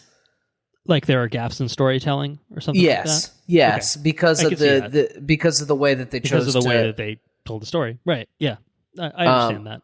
So that's my opinion about it. But I might have blinders on because I just I'll tell you who I have fucking blinders on for is goddamn Oscar Isaac. Right? Dude's a one-man show. My man. He's a one-man show. He's incredible. I think that this may be one of the best acting performances we've ever seen in the MCU. Pretty damn good. Definitely top tier. I mean, obviously it's a role that demands range. He's effectively playing two very different characters. Kind of changing on the fly. Oh yeah, right. And that's what it is. I think especially in those later episodes when you really see him just kind of in frame switch character. You know what I mean? Like it's incredible because it's very convincing. Yeah, I think that's something is like you kind of like you're almost literally seeing the switch flip of personalities, and that's really really impressive. To just, I mean, it's like the way he carries himself. And obviously everything. When they're even physically represented on screen in the same frame, they look different. I mean, they look like Oscar Isaac. They both look like very handsome men. Let's be honest. But at the same time, the expressions, the posture, everything changes. Like I feel like Steven almost has like more sullen eyes and like kind of unkempt hair, and Mark's a little bit tighter and and like straighter posture and everything. Like there's clearly like kind of some more subtle differences between the personalities. But it's just really impressive to me that Oscar Isaac is just convincingly just two different fucking people. And there was not a single point in this show where I didn't buy it. I mean, no, and had a little bit of fun with the accent at the top, but like from reading online, like people in England are basically like, honestly, it's actually pretty good. Like there's a lot of people around here that sound like this. Like it's pretty convincing. It's not like a typical accent that you see depicted in media, and I think that maybe throws people off. Yeah, I mean, England's like a decently big place too, with a lot of different accents, right? So it's like range. where you is this a London accent? Is this a Cockney accent? Like what are you doing? I think it's specifically London that people are saying. Like there are people in this is a sort of accent that you can hear fairly common. Yeah, I feel like I got some gist of it, from the limited time that we were there. Yeah, so I like that. I mean, he's obviously got a convincing American accent as well. Probably a little easier for him, but I mean, dude's fantastic. I mean, just hitting on everything in this show in terms of his acting prowess. I enjoyed. I mean, I really enjoyed the principal cast. Who interact with both sides of Oscar Isaac, both Stephen and Mark. May Calamawy, who I've never seen in anything I think prior to this, thought she was a really great kind of, I don't know, supporting character, I guess, for both of them, as it turns out.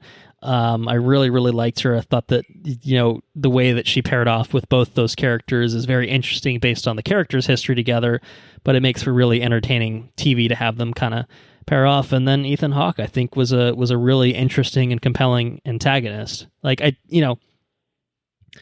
anytime he was on screen, he was kind of magnetic. I mean, Yeah.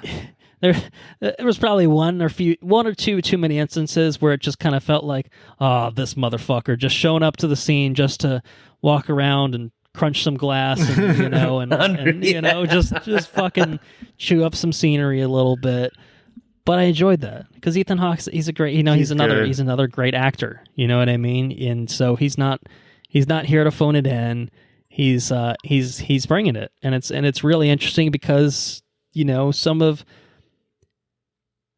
I don't know. I mean, I think in lesser hands, the show could have played as hokey in some respects, but I think it plays as really cool. Like, you get the Egyptian, mythology integrated in, I think, a really interesting and mostly compelling way. I think particularly in terms of those two characters, in terms of Moon Knight, in terms of Arthur Harrow, Ethan Hawke's character.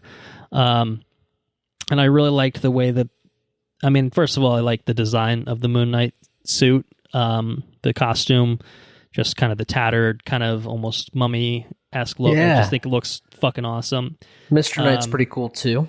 Mr. Knight's pretty cool Knight too. looks fucking cool, I gotta say. Yeah, pretty classy fucking suit right there. It'll be a very popular Comic-Con and Halloween costume this year, I suspect.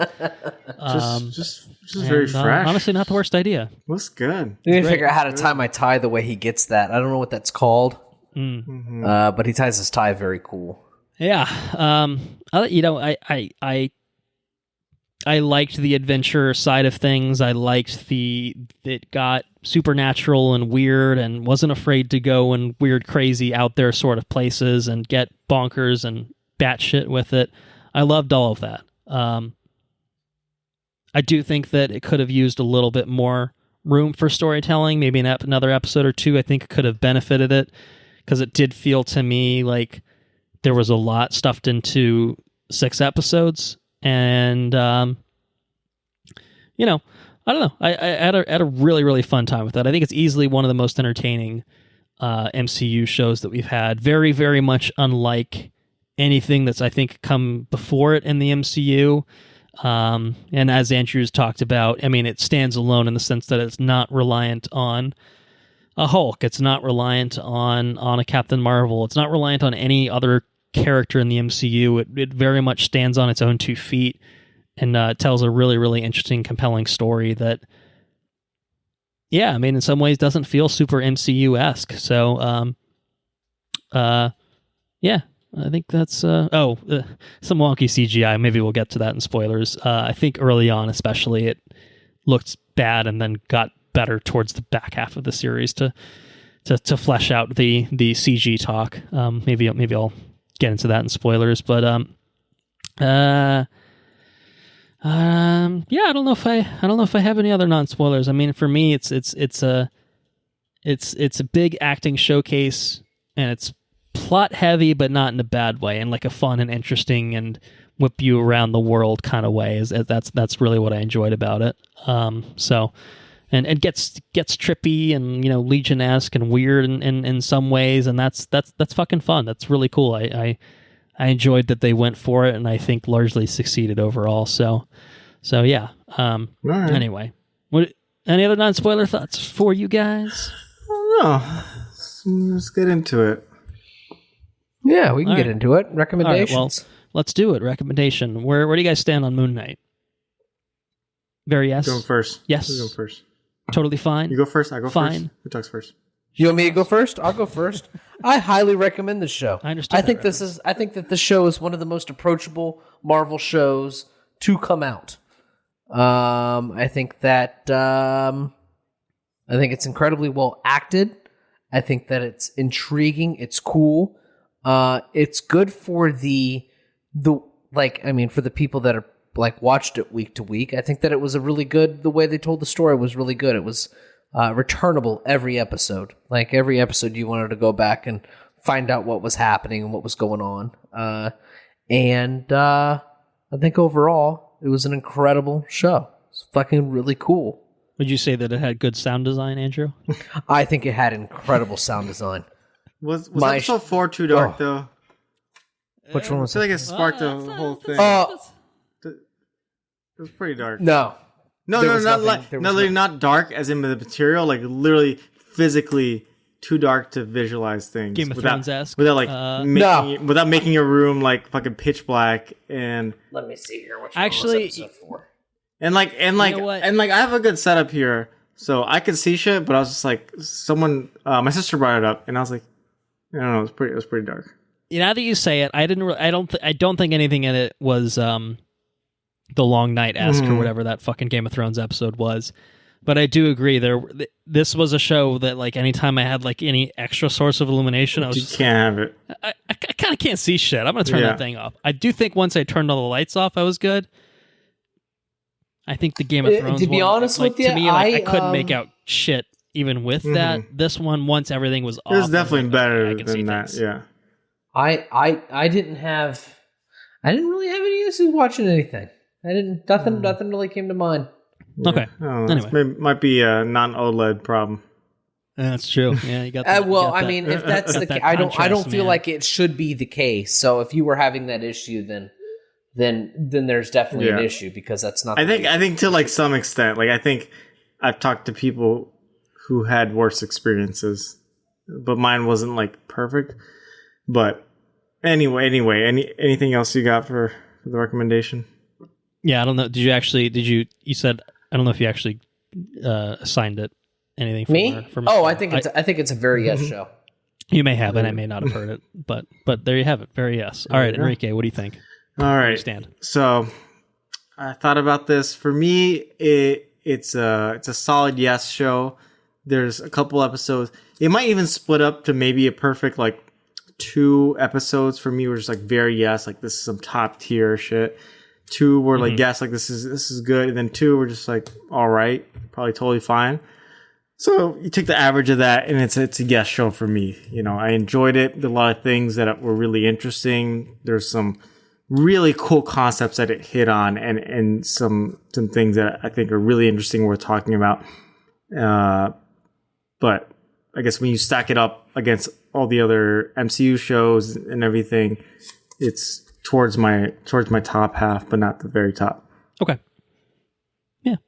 I think I actually agree with, dare I say it, both of you. It's not my favorite MCU show, the Disney Plus ones that we've gotten. But it's definitely, I think, going to rank in the upper half. And I think that there's a lot of very yes stuff in it. And I think a decent amount of yes stuff. I think I'm actually probably somewhere, if I had to cheat, would probably be somewhere in between very yes and yes. I don't think that, it's not a show that I'm going to heap effusive praise on as, oh my God, this shit is amazing. Like, I think I enjoyed Hawkeye more. I think I enjoyed Loki and WandaVision more overall in terms of just like personal taste. Mm-hmm. But I really, really loved a lot of what this brought to the table, and I had a great time watching it. So I think I'll round up and say very yes, I think overall, and I think especially, it sounds like, especially from what Andrew has said, like, I think this is a pretty approachable show for the people that are burnt out on the 20 plus movies of the MCU, and now we're probably getting close to double digits in terms of Marvel shows on Disney Plus. There's no prerequisite. Not quite there yet, but there's no prerequisite to jump into the show. You can just do it. You jump in on episode 1, you're not going to miss anything. Like just watch it. It's 6 episodes. It's short. It's self-contained. I'd like to think that it sets up for more, but as you said, we don't really know where they're going with this character. We'll talk about that in spoilers and maybe speculate on how they want to move forward, if indeed they do. But I think that even if you don't care about what comes next, I think that there's enough here that it still is a complete package. Something like a Loki ended in a way that like, well, you want a fucking season 2, because it was great. It was an enjoyable show, but there was clearly more on the horizon. This one, I think, is sort of in that vein where like there's clearly more story to be told. But also, there's enough here that there's a beginning, a middle, and end, so to speak. That's certainly it. In terms of characterization in terms of character arcs and stuff like that. And maybe there's just some lingering plot threads that could be, pulled on in a future season, movie, appearance, whatever the case may be. But yeah, balancing everything, I'll come down and say very yes, just because I had such a good time with it. I think overall, and I think it's going to end up being a pretty rewatchable show. I feel like, and I think a rewarding one because of the nature of the storytelling of, not quite knowing all the pieces until the end. I mean, you more or less do maybe before the end, but I think that it's one that even watching episode 1, I think would be really interesting with the added context of everything that of what follows. So yeah, that's where I stand. Shall we get into full spoilers, gentlemen? Full spoilers. All I'm right. excited to talk about a couple things. Okay. Full spoilers for Moon Knight. All right. I'm going to kick this off. What excites you, Mr. Meadows? Okay, so a couple things excite me. These the first thing is you bring up episode 4. And that's the one where where they explore the tomb, right? The Tomb Raider episode, yeah. Yes, yeah. It's Indiana Jones, is what it is. It's one of my favorite episodes, I will say. I just brought it up because because it looked dark. But no, it was great. And is that the one where he controls the night sky too? Or is that episode 3? Shit. I'm not positive. No, I think that's the one before. Just looking at Wikipedia quickly. Episode 3? Because I think Khonshu's been imprisoned by the time. Oh, yeah, okay. There's no Khonshu, yeah. Yeah, which is really cool, right? Because, you have up until episode 3, he's, dependent on Khonshu for the powers. Right. And then you start to scratch away at the character of Mark Spector and Grant, and you start to peel away those layers, and then by the end of the episode where he has no by a couple of episodes, he spends half the show with no powers. Mm-hmm. He's the hero without powers. You know what I mean? Mark and Steven together, even. Exactly. Different facets of the same person. And it's interesting because it shows that even if you're a broken person, you can still do incredible things. You know what I mean? And it's it's a powerful storytelling thing, right? Because you had this broken guy that even though he doesn't necessarily believe in himself, right? He's got different facets of his personality that he created to protect himself and everything else. No matter which person you're talking to, no matter what personality you're talking to, he's still a hero. And that's what's so refreshing about the show is that it's a show that's not necessarily about the suit. He doesn't have superpowers for the most of the show. I would argue it's not about how badass he is in the suit. It's really about the man and the person. What it is to be a hero. Period. Right. I would argue that the best episodes are actually the ones without Moon Knight in it. Yeah, not because of anything that I dislike about Moon Knight, but because they're the most interesting episodes to me. And going a little bit further on that, oh gosh, I can't.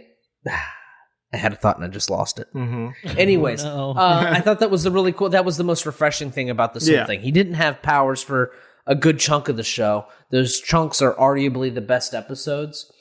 I think so. And I think the most heartbreaking portion of the show is definitely when his backstory. No, not even his backstory, but when Steven pushed him off the sacrificed himself for Mark. Shit. And he turns to stone, right? My god. That was just heartbreaking. That was terrible. Yeah. Then Mark, the following episode, gives his heart because he wants Steven to be back. He can't live without Steven. He can't live without this other portion of himself. Man. It's so fucking good. When we were innocent and naive, we thought the saddest part of the show would be Steven getting stood up on his date. And it's just being forced to eat a steak. I'll have the steak. How do you want it? What are they? You got like Very medium good. well or something Very like good. that. And it's just like very good. It's like no, it's not very good. God damn it! He doesn't know he's a vegetarian or vegan. Yeah. Him and his fish and talking to his mom. His mom was a piece of shit. Oh man, that all was of it. deep. Oh. Night is guys. It was so good, right? Like, I mean, you can, Yeah. like, you can talk. In the hippo was a great character. And I thought it was awesome that his wife becomes, I think superhero. she's called some. She becomes some. I don't know the name of the what's her name? superhero. The Scarlet Scarab. Yes. Scarlet is Sarah. what they dubbed her. And that's the embodiment of the hippo, right? Like she's She's channeling her herself. avatar. She's the avatar of was it Toaret? Is that the hippo god? That sounds right. Yeah, that sounds right to me too. I know everything. I think I'm right.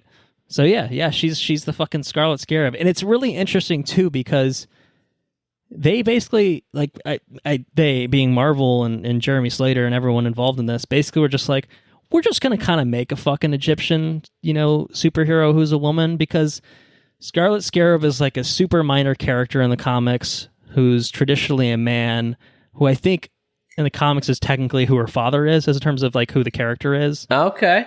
And they're just like, we're just gonna do our own thing. Like, why the fuck not? And honestly, And like, it felt authentic and it felt and awesome. right. And an IP like this, like you kind of have a lot of leeway to kind of just do whatever the hell you want. Almost and like maybe that's gonna piss off almost big like a major Moon Knight fans, but almost like a El Muerto situation. almost like an El Muerto. Yeah, I suppose. A bad bunny.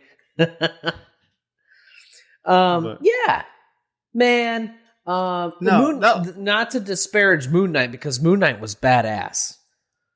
He's always like sulking around. He's always like just beating kicking the ass. shit out of people, or what about when he went in there?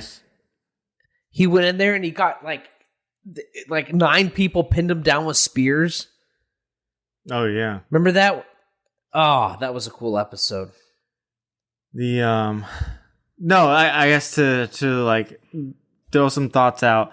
You were going into the Asylum episode, I think, like with episode 5 and like his backstory.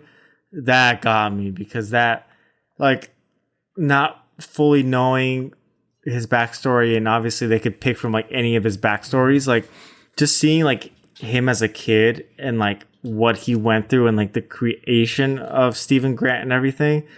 One, the trippiness of that episode. Like, I love me some trippy, just like you don't know what's going on, and like, is this real? Is this not?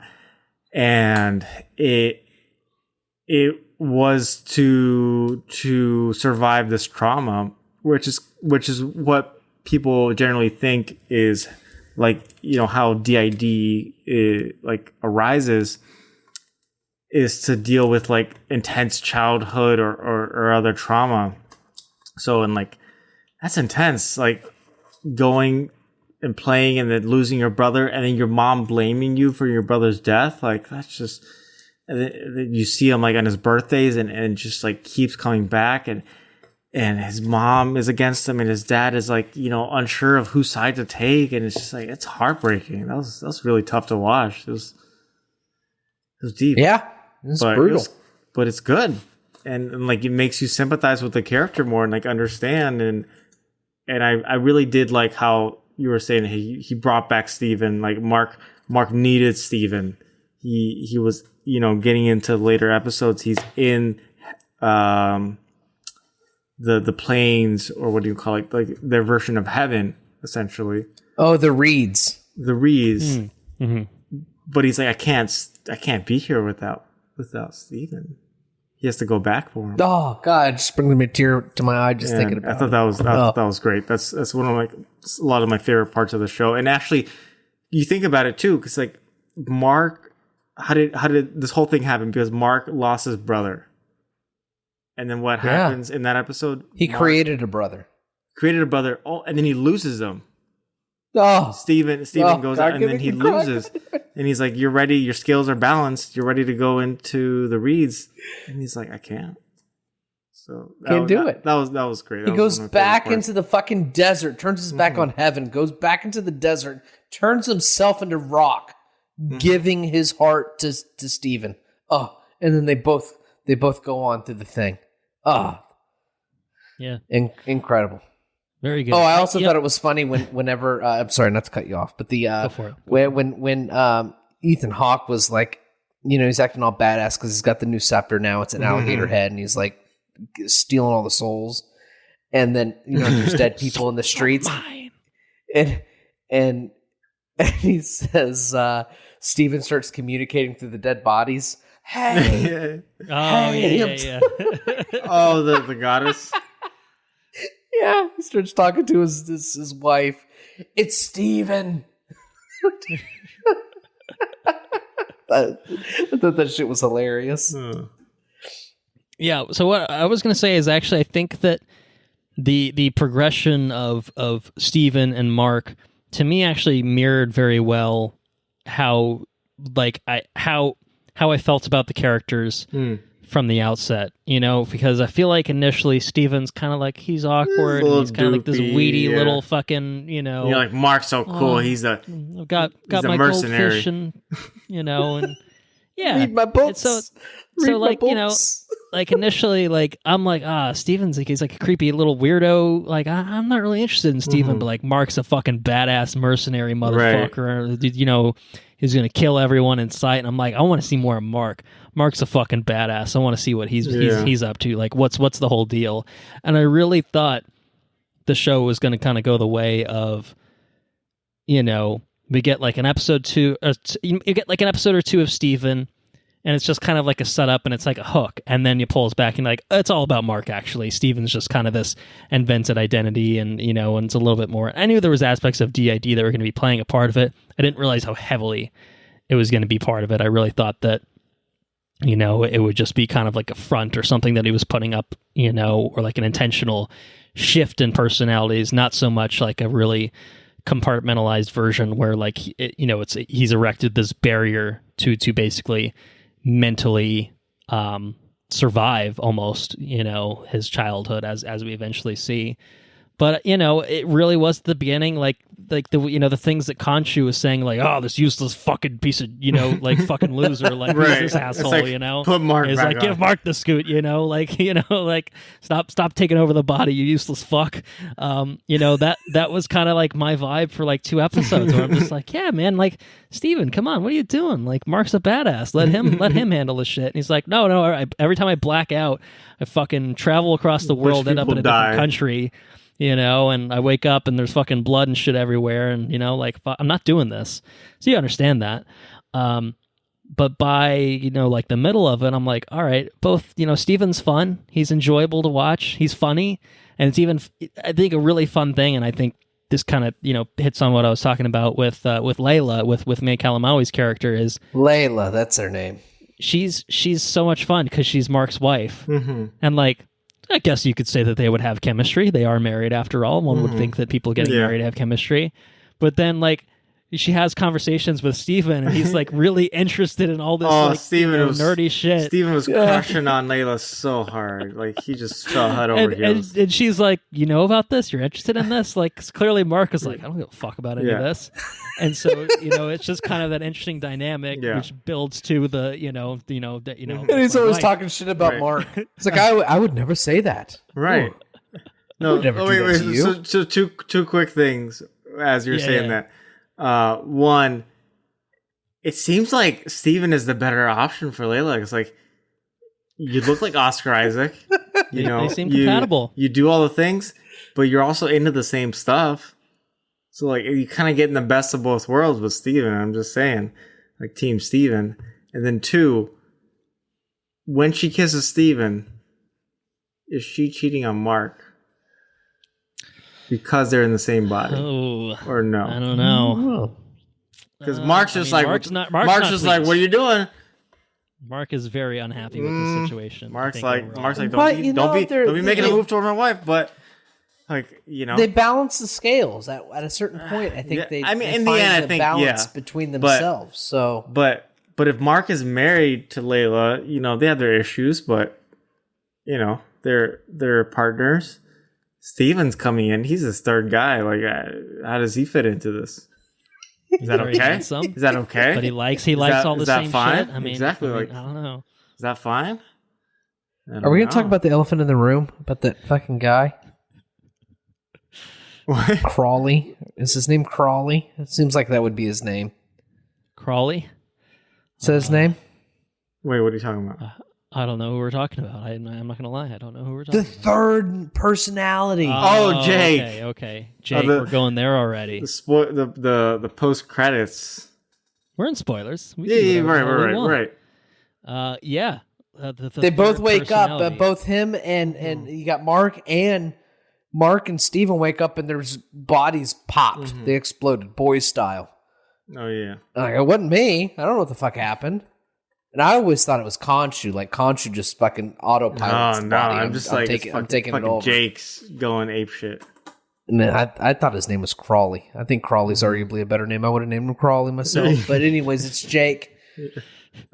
And Jake's like, what's Jake's deal? Jake's like a fucking mafioso, like fucking guy. Well, he's like Yeah, he's like the crazy one. I mean, like not to use that in a like, you know, he's like the wild card. He's fucking Jake. Fucking Jake Lockley. He's Charlie from Always Sunny Right, in the he's body fucking of wild a card. psychopath killer, probably. You know, So he's did fucking wild card, man. So did Mark make that personality you gotta assume to deal with, like when This he is just needed to like, kick yeah. ass and couldn't kick ass? I don't Like know, 'cause, I'm like, Mark Mark's Spector and capable. I'm not badass enough to kick ass, so I need to make another don't know. personality to That's the kick thing. ass. I'm just like, 'Cause- I need a second season of this. But definitely more. The thing is, like, I'm trying to, maybe I'm misremembering things, but obviously there's a big point in the season about like Layla's dad gets killed. Mark was there with his partner. Apparently Mark's partner killed him, and there's part of my brain was just like, did Mark's partner kill him? You know what I mean? Like I don't like. To me, I always thought maybe he was building to this idea. I mean, initially I thought it was building to this idea that Mark himself did it, and then Steven just didn't remember it, so Mark was covering his ass. But Maybe wondering, Mark's partner is but I'm wondering, Jake. Maybe even that, or it could be something else. I'm just wondering if Jake, if that's where Jake comes to the forefront, or something like that, like something. So it's got to be something. Like obviously the childhood trauma creates Steven, right? Who's kind of Right.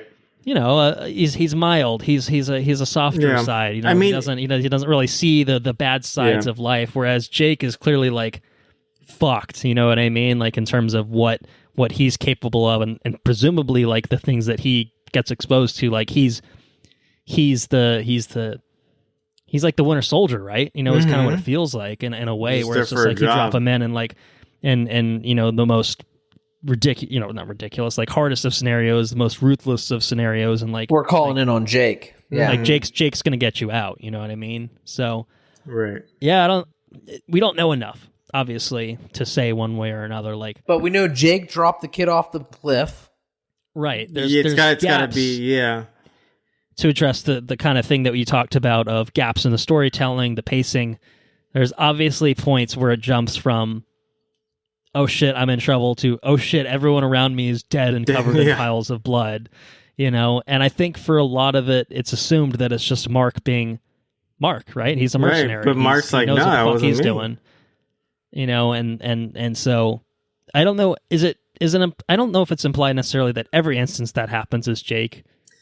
Some of it might be Mark still, right? But there's definitely some times where I think we probably thought we were seeing Mark do the dirty work, and it was definitely Jake being apparently Jake. Right, and you see that's that a man named Jake. and you see that sarcophagus in the asylum. Do you see just, that? like, Right, shaking. right. You're So like, it's there. It's lurking. You know that someone's trying to banging to get out as well. Also, did Jake ask out that one girl, or was that? Is that Oh a yeah, different, he is that a must different have, person? right? Because why?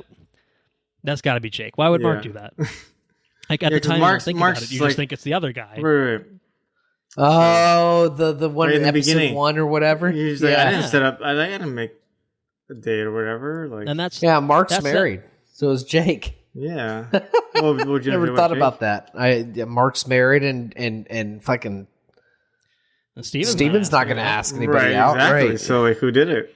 right. Yeah, I think that's really interesting, and that ties into I think what I was saying about the rewatchability of the show is like I think that there are probably a lot more hints less obvious than like another sarcophagus. I mean, that one was a clear, blatant, like something else is going on here. Someone else is here too, in this brain or whatever. But what's that feels version like a very might early. Look like either, That's an interesting thing too. Apparently, there's a costume in the comics that's like more all black than all white. I think that could be pretty cool. It was like almost like more armored. It's like I feel it's like mostly black with like a little bit of white armoring on top of it, which I think could be pretty cool. So here's the thing. I mean, like I said, they played fast and loose in the sense that like, all right, we're just gonna make Scarlet Scarab a fucking superhero in this, and like, right, cool. I'm again super down for it. I thought Layla was awesome. No, Layla's great. She was a really great addition to the cast. She was a badass. Every bit, Oscar Isaac's equal, and really I think betters him and supports him on his pretty rocky journey. I think pretty effectively, and so I thought she was great, but they really didn't. I mean, this is the kind of thing again for a lot of other characters. You change a lot from the comics, and people are going to get upset about it. You said as much, Henrique, that obviously you're not a huge Moon Knight like comic book reader, and I'm the same way. Of like, I kind of vaguely know like about the character, and I know he's kind of, I think as Andrew may have described him, like ruthless Batman or something along those lines. Exactly, he's a Batman spin-off copy. Yeah, supernatural-ish Batman. And I think they got like the broad strokes of the character adapted pretty accurately, but I think they did play pretty fast and loose with a lot of the other aspects in terms of defining the personality specifically. Like Mark's probably the closest, I think, comics-wise. Steven's pretty different. In fact, I think Steven in the comics he's like is a the Bruce most Wayne. Batman-esque. Right. Because he's basically Bruce Wayne. He's a billionaire. He's a rich British guy or whatever. And then Jake is like a cabbie or something like that in the comics, whereas here he's clearly like he's the super unhinged mystery character. He was driving a limo out there at the end. He was driving a limo. Khonshu was wearing a fancy ass suit. That was pretty cool. I guess he was just wearing the Mr. Knight suit, I think, but he's looking good there. But it's a real question. Is Khonshu a villain in this? That's a good question because I think in some ways you kind of have to say he's not the fucking. He's hero. highly manipulative. He manipulates the shit out of him. Yeah. I mean, the whole thing. I think even when he first has Mark agree to be his avatar, it's oh, you can die or you can like I guess So I think Khonshu's he's not an outright villain, but he's definitely a piece of shit. Yeah. And like Layla's like, I'm not going to be your avatar. His own interests. Yeah. He's not about being a benevolent god. He's very much about I have my own things that I want to accomplish in this world, and I will use people to do it. Right. He sometimes tries to sell it that way and being like, well, I didn't give up on humans and this and that. But it's like, no, you're just like his whole thing is self-serving. Like, are you going to protect the Riders of the Night or whatever they're called? Like, he's all about himself. And like Layla sniffs it out. She's like, I'm not being your avatar. Like, fuck you. Like, I'm going to be the fucking hippo avatar. Yeah. The hippo was badass. Oh yeah. And temporarily. Awesome. Right. So the Avatar CGI I thought looked great throughout. Yeah, it did. Khonshu looked amazing, like just the floating head. Yeah, I think he was probably easier to pull off in CGI. Sure. I was more impressed with the hippo and the fucking alligator crocodile. Mm-hmm. I thought that they really did a great job with adapting those, and especially like episode 6. Like they're like fucking giant and fighting on pyramids and shit. Like. And it looks pretty. It looks good. Yeah, I mean, pretty close. Yeah, it was a little crazy, but it was absolutely. What about when bonkers, Moon Knight fucking turns into a scarab and flies at like sonic boom levels? Oh yeah, that was fucking and cool. He just starts fucking flying. That rocked my surround sounds, by the way. When he just broke the sound barrier. Oh, so cool. It's interesting because I feel like the Moon Knight, like when he's fully costumed up. White eyes, hood up, blah blah blah. It actually felt to me a little too CGI looking, like compared to some of the other things in the show. It looked real when it was the suit and Oscar Isaac's head, like normal. But then when it was like fully him in action, it always kind of felt to me a little bit like how Spider-Man looks, where it's just like whenever it's like a Spider-Man action sequence, it's kind of clear to me that it's not a person; it's just kind of a CGI thing happening. It's fair. It's totally fair. But the it flying sucks because sequence it's like is pretty cool. the flying sequence is like fast enough and like you don't dark enough. Like it was just cool. The impact was there. Yeah. But I just kind of wish that there was more. I don't know. I wish that the Moon Knight stuff where it was him just beating the shit out of, like, even the beginning, like the thing of him beating the shit out of the thing in the bathroom, like it was really cool and it was neat. But to me, this show never quite hit like Daredevil-esque kind of physical brutality, because to me it never felt quite as visceral or real. No, almost. That's the thing. I agree with it, and I wish that it was closer to that. And I don't need car door decapitations or anything like that, but I feel like Daredevil just daredeviling about in the hallway, like this show felt like it had shades of that here and there, but never quite did it in that exact particular manner as effectively.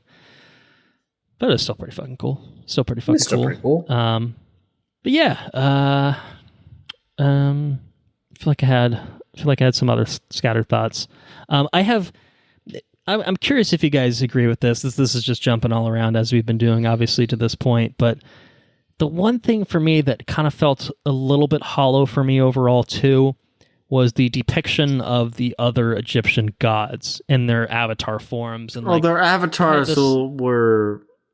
They were just like the dumbest motherfuckers. It's like it almost felt like it was a deliberate thing of... Like, a lot of people were speculating, like, oh, the Egyptian gods are in league with Pharaoh. No, for some reason, because they're being so fucking stupid and obtuse about everything. Yeah, no, they're all like, dumb. Their trial, like, we're gonna have this trial of Pharaoh, and like, come in for 5 minutes and tell me what you've been up to. Khonshu's like, this guy's been doing this shit, and then Harrow's like, I haven't been doing Harrow. He said he hasn't been doing it. He must be telling the truth. You cannot look into this any further. You are all banned from here. Never come back. Yeah, they were. I wish there was a little bit more depth to that. It really seemed like they were gonna like lean into the one god that liked Khonshu at one point, like the god of whatever. But nothing ever like led into it. Like they just kind of cut that off. Nothing really came of that too much. Yeah. It's kind of lame. I kind of got from it, and like I said, I think it's probably just because of blinders. Because I do think that they could have expanded more on the one god that liked Khonshu at one point, but they never did. So with setting that aside, that one particular character aside, I got from it that the other Egyptian gods are so detached from humanity, like they just don't give a shit anymore. Like they just don't care. They're just going to turn you into stone and continue to do whatever they're doing, which is running corporations and stuff. Like they're so detached. That's what I got from it. Yeah. It was fine. I just wish there was more to it. It just kind of felt a little... There should have been. It could have been cool. It felt like there was intended to be more, or it felt like maybe too much for 6 episodes. Maybe. Yeah, it doesn't even feel like they cut stuff necessarily. I don't even think they cut stuff necessarily. It almost just felt like they didn't intend to go that direction, and it just kind of came off poorly. It reminds me actually of, not exactly, but basically this is tying into Game of Thrones, since we just can't stop talking about it this episode. And as a matter of fact, I should probably just also point out I'm doing it to myself, because I'm literally drinking from a Game of Thrones glass right now, because I knew we were going to be talking about House of the Dragon and the news. But basically, there's that scene, and I think it's season 4. Spoilers for Game of Thrones for anyone that fucking cares at this point. Joffrey has died, and Cersei's very sad, and Jaime comes to comfort Cersei, and what do you know it, they're fucking each other right next to Joffrey's corpse. And like in the books, it's very much like a consensual scene. In the way that it was filmed in the show, it was very rapey, and then after the fact, the writers were like, no, it's totally consensual. Everything about that was super consensual. I'm like, yeah, but you filmed a rape scene, my dudes, and it's like, it's not exactly the same thing here, but it feels like they tried to write it as, in this, they tried to write it as something where it's just like, yeah. I mean, the gods knew what they were doing, and they were smart, and like they just got outsmarted or something like that. But like as it comes across as like, yeah, but the way you shot it makes them feel deliberately stupid. Yeah. Like in the sense that like they're playing dumb. Like the way that they come across is they're playing dumb. It's not that they're actually dumb, it's that they're playing dumb because there's just no way they could be that convincingly stupid. So that's kind of the way I read And it. But it's possible too that the gods just hate humanity so much for turning their back on them that they are about the alligator lady. Like it's not hard to see. But they don't like it fully feels like commit. that's a conceivable possibility that like they are just in league just with the deciding to alligator conspire lady. against humanity, and they're just like, yeah, we'll support Hera without directly supporting him. Like we'll back him. We'll fucking imprison Khonshu and take a huge obstacle out of his way. Take the Moon Knight powers away from Mark and Steven. Like, yeah, it all feels like it absolutely could have been all of that, but then it kind of apparently isn't. You know what I mean? Yeah. And it's one of those things, like, if it did go that way, that's an extra 5 minutes of explaining that in the finale. Like, I think they could have managed that. They didn't need any CGI for that. And it would have made the storytelling, I think, a bit more, oh, okay. If I watched episode 3 or whatever again, I would look at that and be like, that's why they were acting so dumb. Okay, that makes a lot of sense now. That checks. That checks out. That makes sense. So, I don't know. Like I said, just a little hollow for me, I guess. But, no, there's a couple of things I kind of wish they could have gotten a little bit more into. Just aspects that weren't quite weren't perfect, right? Shall And we say? I don't know. There's like little things that I've had in mind. I just can't point out anymore. But the one introduction of Jake Lockley, like so far in the end, like it just seems like he was such a integral part, just like hiding secretly throughout the season, that putting him in a post-credit scene, it's just like such a big part of the plot. It's like seems so wasted. Which is and the whole thing is like, Steven and Mark are freed from Khonshu. But Khonshu's like, no, you're not. I got Jake in my pocket. Yeah, he's just this is completely like, I'm not letting shit. you go. So another point in the Khonshu's an asshole bucket. But yeah, that seems pretty integral to the story, and it is. And I felt like when it went to credits, when it's like you've been released, and I was just like, oh, that's it. You're like, okay, all right, okay. I mean, I felt kind of like, where's the rest of the 20 minutes of this episode? It's kind of how I felt like at that point. Like I was just like, I mean, I understand this is Marvel, and how Marvel works is they're probably not going to make a 6-episode show and have no plans to ever do anything ever again with Moon Knight, moving forward. Like obviously there's probably more story to tell, but to me that felt like a incomplete kind of thing. But then we got the mid credits, and I was just like, okay, there's that wrinkle that I think makes me feel a lot better about this. But at the same time, wow, there's so much more to to get into at this point. And now we're at the point of like, well, where do we go? Like as of recording, we're like I said, we're a couple weeks past it coming out, and there's still not been any official announcement of a season 2. Yeah. I mean, I think there's any number of directions they could probably go moving forward. Season 2 being, I think, probably the most obvious and probably the easiest one. I don't think you're getting an Ethan Hawke back, and I think that's fine. I don't think you really need to do anything with Harrow at this point. I guess he's dead, as it turns out. I guess that's the whole point of the mid credits is he's very dead now. But I could see a Moon Knight movie working. If they wanted to take the character and jump into that, or you could throw him in a Blade, or you could throw him in. He's got to be in the. He feels very much in that supernatural side of things, a little bit darker for the MCU, where I feel like especially like Doctor Strange and like the stuff with the Darkhold and sorcery and stuff, like feels kind of closer to that sort of territory. Yeah, that's cool. Of where they could get into this side of things, and don't they have a Moon team Knight up with fully. like all the supernatural Marvel people? Yeah, I think there is. I mean, there's like the Marvel Knights, literally, and like There's those Marvel kind of Knights. things. I mean, I think even like the comic book Marvel Defenders are closer to like a supernatural team than That's cool. the actual Defenders we got. Marvel Sign me Netflix up. wise. Give me a Blade, a Moon Knight, and a just. That sounds so Iron cool. Fist. And not Iron No, Fist. no Iron But Fist. a Ghost Rider. No, A I Ghost don't Rider think perhaps so. could be cool. See, yeah, bring back Ghost Rider. That'd be really cool. I need a crossover with a Constantine. That'd be There cool. you go. There you go. Just kind of bring the DC universe into it. Could be tough to pull off, but I guess it's not impossible. But Yeah. yeah. Yes, I guess saying the same things, but I think this show in particular kind of fell into the finale. Like, I won't say it went big. I won't say it was disappointing, but there's like so much to do in the finale, and then you get this like kind of big CGI fight, and you're like, that's fun, but like you do. I mean, you could say like we haven't gotten a like kaiju type big fight, between the gods before, but that's not what I'm going to take away from the show. It's going to be the scenes from like episode 5 in the asylum and like in those things, and Oscar Isaac like hitting his fists over his head, and Ethan Hawke walking with glass on his shoes. Like those are things I'm going to think about later when I think about the show. So I don't know. Yeah, definitely. It's the parts that aren't the big people punching each other exactly that stand out. And like a lot of those can be really fun, don't get me wrong, but when I look back at my personal favorite MCU shows and the endings especially, like it all comes back to Loki. Like that to me was like my favorite ending and ended up being my favorite MCU show so far.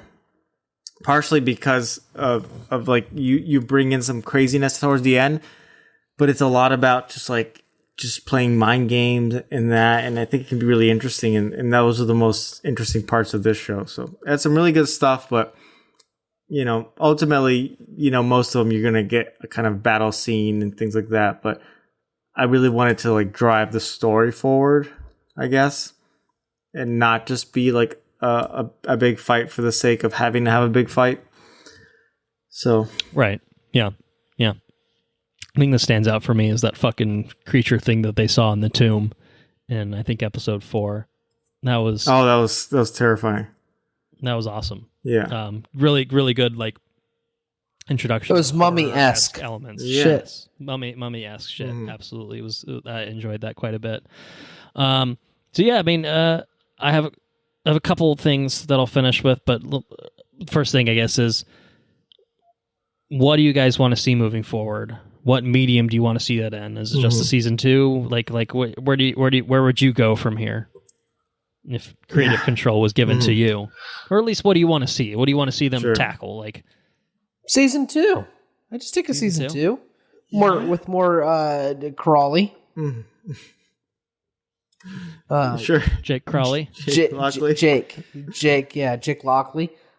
Season 2 with more Jake Lockley. Yeah. And the two, Steven and Steven and Mark. It's almost like a 2 against 1 kind of thing, but like bingo. Game, right. That could be, but it would be a 2 versus 2 because Khonshu would be back. True, in Crawley. Khonshu's on with Lockley. Yeah, that's true. That but it's 3v2 because you got the Scarlet Scarab as well. She's gonna be there we go, and that would be the one that pushes it over the edge. And that would be interesting. I mean, naturally, you would have to. Maybe you have the gods that like say, "Hey, you fucked up our plan to fuck up humanity." You know what I mean? Now you have to face all of us. In the meantime, you have this internal conflict between Jake and Mark and Steven, and that would be really cool. I mean, there's a lot of stories to be told in this corner, Yeah, right, for sure. No, I could definitely take a season. I think this makes the most sense to do season 2, but if you're gonna, since they're doing this as a miniseries, I could see them bringing Moon Knight into a shared storytelling thing. But it was nice, like we mentioned, just having this be unconnected to the rest of the Marvel universe. Like you can kind of just jump in and be like, I've only seen Moon Knight, and like I have, I'm not following everything else, and now I'm just gonna see Moon Knight season 2. So that could be good too. So. Yeah. All right. So I wanted to throw out at the tail end of our spoiler coverage some kind of Moon Knight centric fun facts that we've learned about since the series has wrapped up that I absolutely could not talk about until we got to spoilers. And it really ties heavily into this idea that Moon Knight is its own standalone thing outside of the MCU, blah, blah, blah. And as it turns out, it was not always intended to be that way. I have at least 3 circumstances in which they planned to do something that would have tied it to the greater MCU, and they ultimately cut it. And I think the reason overall that they ended up scrapping it, one of them was very much just a budgetary thing of, we can't do this, we can't afford this, we can't make this work. But all in all, I think they basically said, like, it doesn't need it. It can stand on its own. It's not reliant on this. So, like, fuck it. We're just going to do our own thing, and that's going to be okay. And maybe it will eventually get tired into the greater mythos, and so be it. But first one is, apparently there's a point where Stephen was supposed to talk about Egyptian history and mention a ruler named Ramatut, who at one point is a version of Kang the Conqueror. Yes. That would have been cool. That did not make it into the final cut, which that to me feels like a one-line I mean, thing that's that most people aren't going to pick up on. Right. Exactly. But it lends so much more to the lore that I feel like that would have been a really easy and interesting and cool inclusion, but maybe they've got bigger plans and they didn't want to commit to a certain thing and have to go back and retcon it, blah blah blah. Something similar, just kind of a throwaway line that they kind of didn't include ultimately because they didn't. I think this one was like they didn't really know exactly how things were going to play out, but there was going to be a Thor Love and Thunder reference in the sense that some of the Egyptian gods were basically going to have some sort of dialogue to the effect of hearing rumors of other gods dying, but basically saying, like, we're staying out of it. This isn't our problem. It is what it is. Because it does beg the question is all these fucking... Is Khonshu just going to get murked in Thor Love and Thunder? Because he is a god after all, and Gore is lurking. So they basically were like, yeah, we didn't know when Thor was coming out. All the movies are getting moved around as the show is getting moved around. It was just too many moving pieces for them to kind of do that, and so they ultimately decided we're just going to drop it and not commit to having that in there, and maybe not making a whole lot of sense. And the last one, the big one, was that the Eternals were going to feature at one point. And there was going to be a flashback sequence set in ancient Egypt that would have featured the Eternals in a huge action sequence that would have involved one of Khonshu's previous avatars in ancient Egyptian times. And that would have been pretty cool. And they wanted it to have basically this huge, big intro action sequence that would have been like a cold open to an episode that would have been really cool. And basically, they were just like, yeah, we can't afford any of this. We don't have the time and we don't have the money to do any of this shit. So it was just like a really cool thing that they wanted to do. But ultimately, they're just like, yeah. And obviously, in retrospect, Eternals is not the most popular MCU film. I think it would have been really fucking cool. And I think it would have been a really great way to integrate Eternals into other things. It would have made the Eternals cooler. Right. I sure. mean, as it stands, we have this big fucking celestial body, like, turned to stone in the ocean, and like we've had like 3 or 4 projects where that's not been acknowledged in any way whatsoever. Like it's just like just a drop in the bucket, and fucking MCU 616 Earth. Who gives a shit about that fucking giant space thing that was emerging from the planet? No one gives a shit. So maybe there are some plans to deal with that at some point, but that would have been a kind of neat, I think, way to tie things in. But we didn't get any of that, and we got what we got. We had Moon Knight, we had Moon Knight, and while it was, I think, overall imperfect, it sounds like we all had a pretty good time with it. Yeah. I think overall. So yeah. Any other final thoughts on Moon Knight? No, I had a good time. I agree. I think that's all I got on it. Yeah. Okay. All right. Well then, Andrew, do you need to bow out? Is it bedtime for you yet? You okay to stick with us for the rest of this episode, my dude? No, dude, it's getting pretty close. It's getting pretty late. All right. Well, we don't have too much more to talk about, but I'm going to ask you right now. You been up to anything? Catching up. Yes. Last night I watched a little movie called Coyote Ugly. Have you seen it? Not in a long time. Yeah, a long time ago. Yeah. Did Sarah Joyce pick that? Sarah Joyce picked that movie out. Right. What'd you think? Did you enjoy it? Did you have a good time? Are you ready to get on a bar top and start dancing? I had a good time with it. Yeah, it was pretty scandalous movie. I enjoyed it. Thought it was scandalous for 20 years ago or whenever the hell that movie came out. Yeah, there was boobs in it. I didn't know there was boobs in that movie. I don't remember boobs in that movie. Maybe there was I wonder if there was, I don't know, was that I don't either. Yeah, there was definitely a sex scene with like some boobies. Definitely happened. Some butt. So it was pretty good then, is what you're saying. And if you look up the like, I looked up it's like, I don't remember this. And it says that there was a sex scene with the booty covered up only by a thong, which is not covered up. You know, I thought it was kind of funny. Anyways, there was definitely a sex scene with boobs and butt. Anyways, there's a. Well, I assume that this is the case. It was PG-13 in its theatrical release, but there's an unrated version. I must have watched the unrated version. The unrated version, I bet, is a little bit more scandalous. Would be my guess. Because both Sarah and I were like, we don't remember this. What are we watching? I think that's exactly what happened. Is they got a little scandalous with the unrated version because they knew they could get away with it. I bet you didn't know it also starred Michael Bay. Michael Bay is in this movie. he stars in the movie, is what you're saying. He stars in the movie. Wow. Yeah. Is he the guy yelling at the play a douche at a bar? He's actually the photographer. Like at some point, douchey photographer. Okay. Yeah, he's douchey photographer. Yeah. So I watched that last night. I've been watching some hockey, which is pretty cool. Lightning's in the playoffs. I don't know how they finished tonight. Do you want to know? Yeah. Did they lose? They won. They won? Excellent. They won 4-1. Pulled away. 4-1. Wow. Yeah. That happened like at the latter half of the game because we started this podcast and like in the middle of it, and it was I think 0-1. Yeah.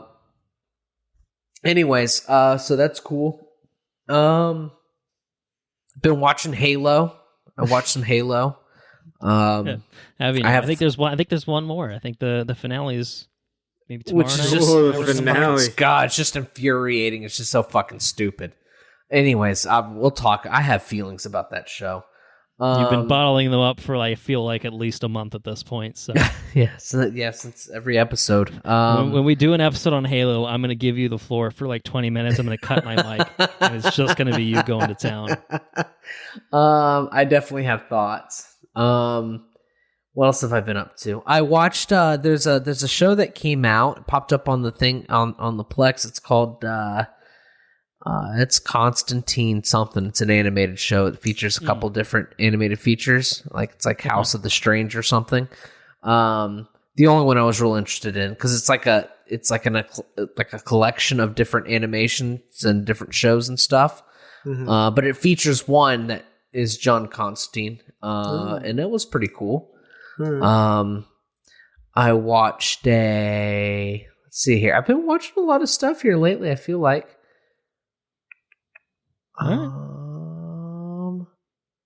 There was something else I watched, and I can't remember what it was. Shit. And I think it was something that you guys talked about. Highly recommended it, and it was actually very excellent.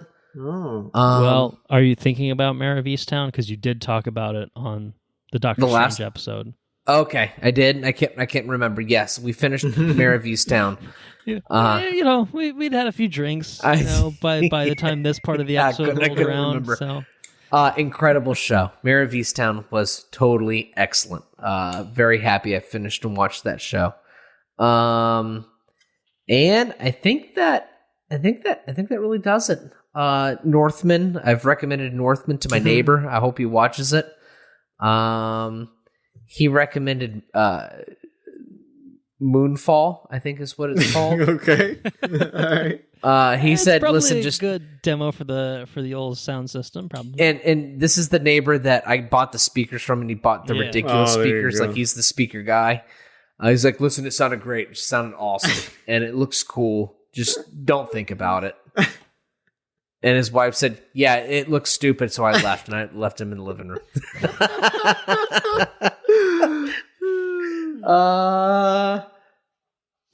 Aside from that, we're going to Puerto Rico this weekend, which is incredibly exciting. I'm very excited about that. It's finally here. I got my suit tailored, which is cool for my wedding at the end of June. What else did we do? Reserved a hotel in Napa Valley for when we go on our honeymoon. So we're gonna do some winery tours and stuff like that before we hop on the cruise ship to go to Alaska, which would be awesome. No, does the cruise depart from somewhere in Cali? Okay. San Fran. Okay. So we fly into San Fran, and then we're spending the night in San Fran. And that morning, the next morning, we scheduled a Alcatraz tour, which is really cool. Oh shit! And then we leave San Fran. I rented a Tesla, which is cool. And we're driving to Napa Valley in a Tesla, which just seems like super fucking fancy. I feel super excited about. It was $200 more over a Mitsubishi Mirage, which if you don't know what that is, I don't know if you know what that is or not, but itty bitty car. Yeah. So $200 more, and I get an electric car, and it's a Model S, which is cool. I'm excited about that. We go to Napa Valley, and we got the hotel there, and then we spend, I think, 2 nights there, and then it's a 2-week cruise to Alaska. 2 weeks. God damn. God damn. I don't think it's necessary. It's not necessary. I think it's like 12 days. It's like 12 10 days. Yeah, 10 or 12 days, something like that. And then we come back and we have a couple days worth of vegging and whatnot, but should be a pretty excellent honeymoon. That's Are you in guys July. going right after the wedding, or No. this is later on? Yeah, so the wedding, we get married in June 25th. Right. And our honeymoon, we leave July 2nd. So it's It's not there's that 1 much week. further. It's a little bit later, but not It's 1 week, Sure. yeah, but we're not pressured to like get the hell out of the venue and then hop on a plane and fly to California. So we get a week worth of good to have a little space in between. Yeah. Probably. So that's exciting. What else have we been up to?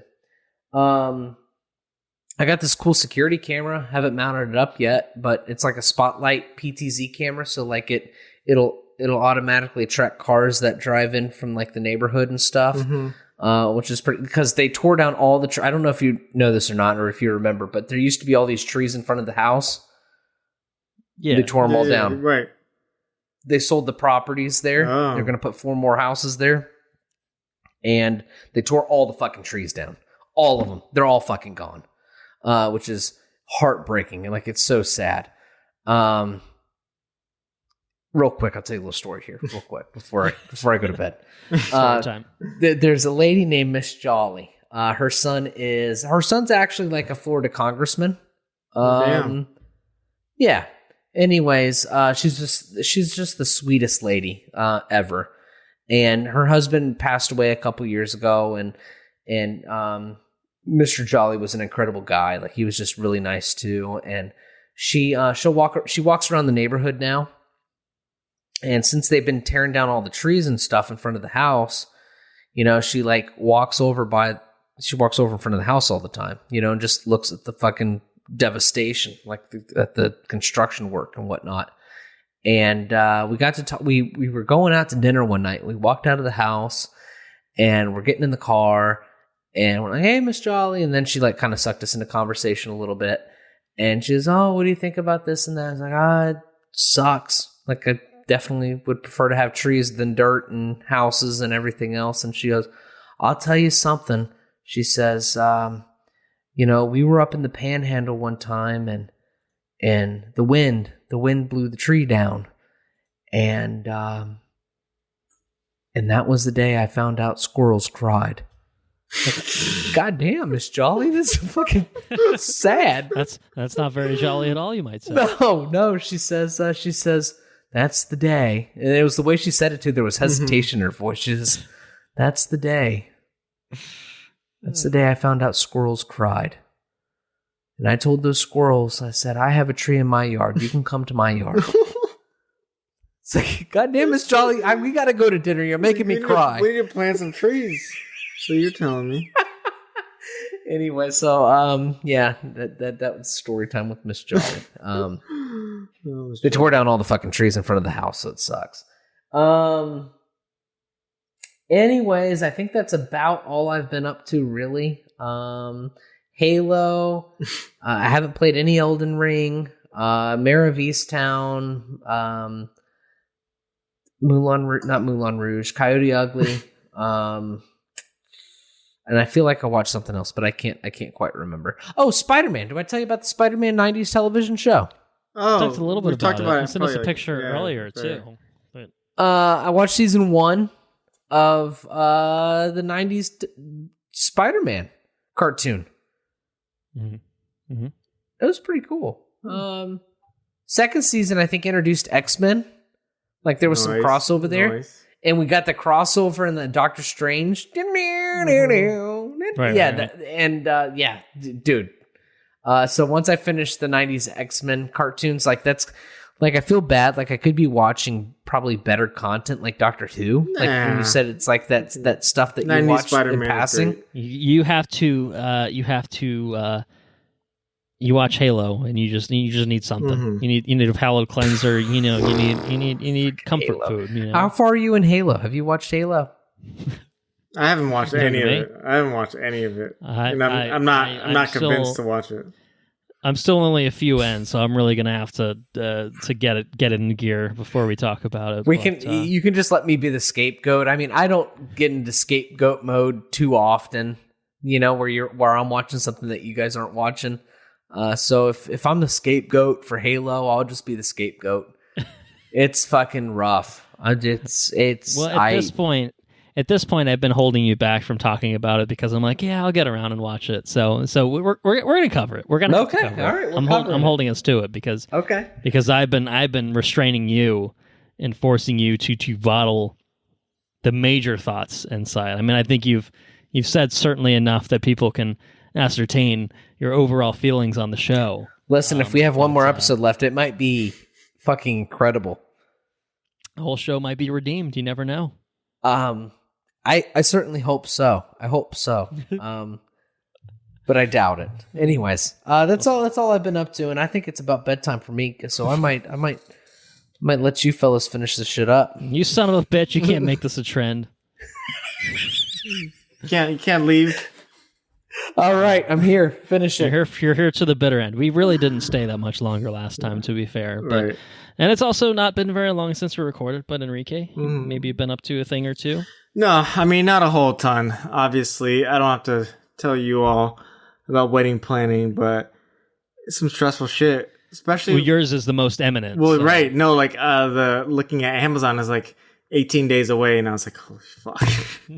18 days away? Oh my god. No, I didn't mention this on the Doctor Strange podcast, but I think the scariest scene of that movie was the wedding scene. Only because when you're like, not because I'm scared of getting married, but because I'm just like, things aren't ready. We don't have this, we don't have that. Like, we need to figure this out, and then just like start panicking. So that was probably the scariest part. Some fucking superhero is gonna come up to my wife and be like, why didn't we work things out, man? You know, like, you know, and then he's gonna whip a fucking cape out of his pocket and fly down to save the city. That part's fine, because if he's a superhero, he's probably a psychopath. I'm not worried about that part. I'm literally worried about literally, how is the thing running? We've done it all ourselves, kept it low key, and now it's just like, you know, it's time to make it happen. So it's moving along. We almost on. Yeah. I was just like, shit, we need to... There's going to be some serious pressure, though. Motherfucker throws a cape out of his pocket and flies away. That'd be some fucking pressure. If you do that, you're getting kicked out of the wedding. That's all I'm saying. You're not invited back. Stabs a giant fucking tentacle monster in the eyeball. If there's a monster fight, it's just like, you know, this is what it is. But anyway, it's not long, and I'm sure things will go mostly smoothly, but it's stressful, I'll tell you that. Yeah, and I'm sure. But it will happen. It'll happen. It'll happen. We figured out the legal part too. That was a last minute thing figuring out too. Okay. Like, because we're having a friend be the officiant and all that, and we're just like, we need to get our certificate. And it's like they only do appointments now. Billy's next appointment is until like July. I'm just like, what? Okay. So we're gonna get it from a different county, and then just it's all the same PA. It looks like so. All right. Yeah. It'll work out. It'll work out. Is all I'm saying. It'll be fine. In terms of things that I've seen to pass the time, enjoy myself. I haven't caught up on any more of my telenovelas, so I need to get back into that. But I did start season 3 of Atlanta. I'm a couple episodes into that. It's great. Nice. I think I mentioned some things about it, but it's in Europe, so it's very different.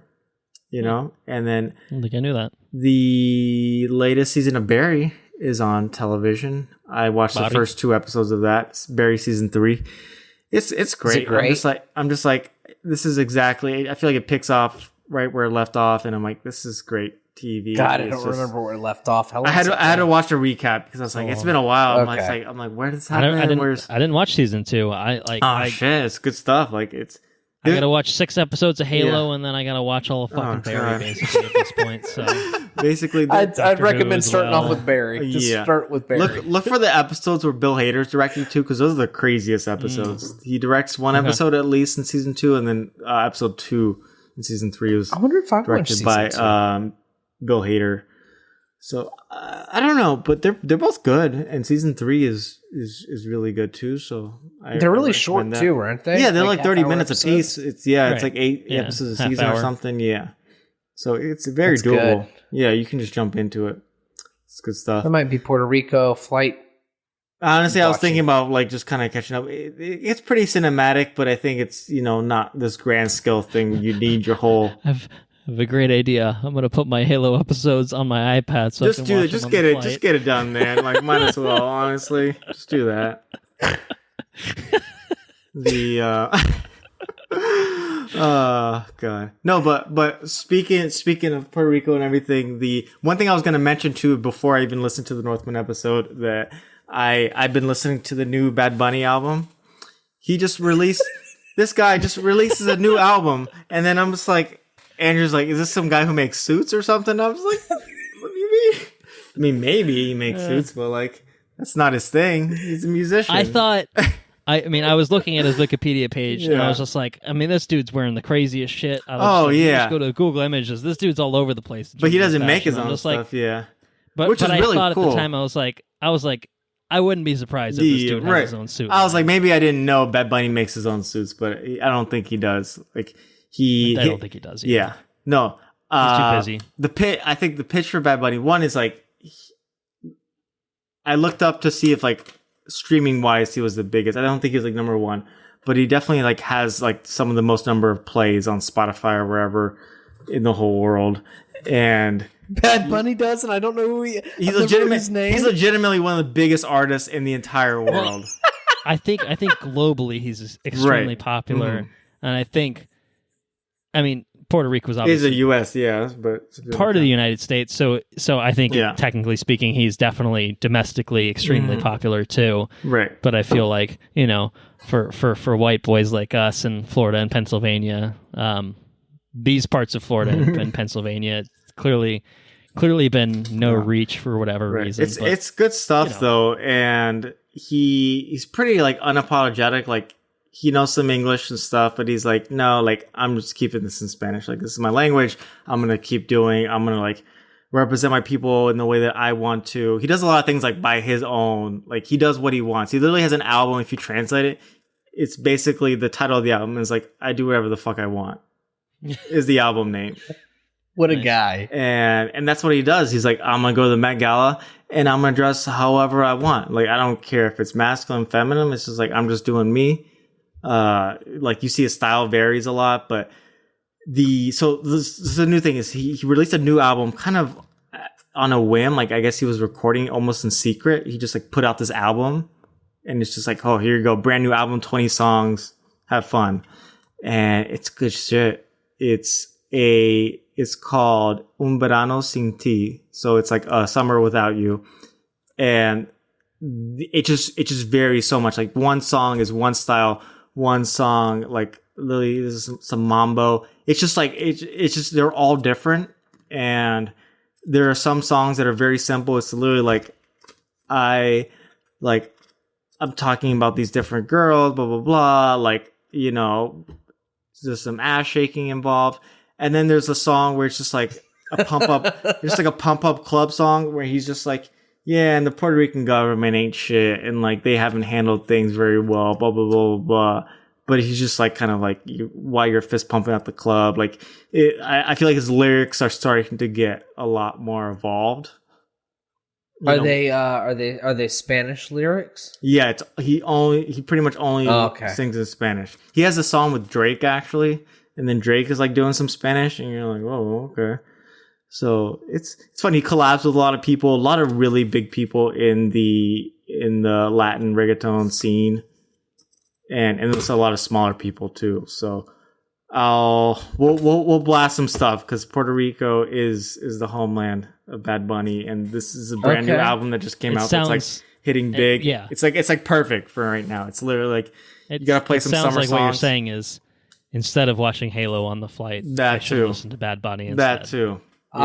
I can every 10 minutes when I need to pause because I'm just like, woof, I'll listen to a couple tracks and then go back and forth. Yeah, I'll send you the latest music video too, because some of his stuff is just weird. Like there's a whole thing in the latest music video you'll see where they're just naked, but they don't have any like genitals.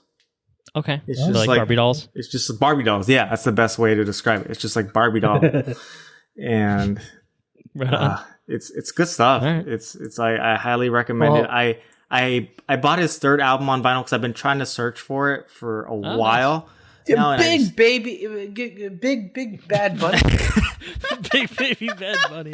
No, I've been trying to get it. He has a big collection of like the first 3 albums on vinyl. That's like $200, and I'm like, ooh, that's a lot of money. So I found his third album, which is a good one. Honestly, they've all been good, but it's hopefully we'll be here soon. We'll see. The computer at work, one of the computers at work took a shit. Okay. And so I said, listen, guys, I got to fix this fucking computer. I got to fix it. We got to replace the computer. We can't go without the computer.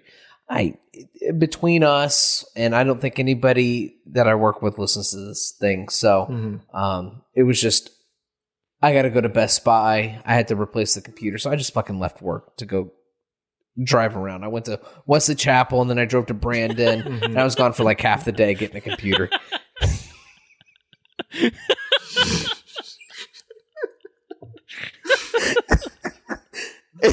Anyways, I took a car that is an old red. I left in one of the cars that had Bluetooth, and I just jammed out in this fucking Cruise hatchback all day, cruising around.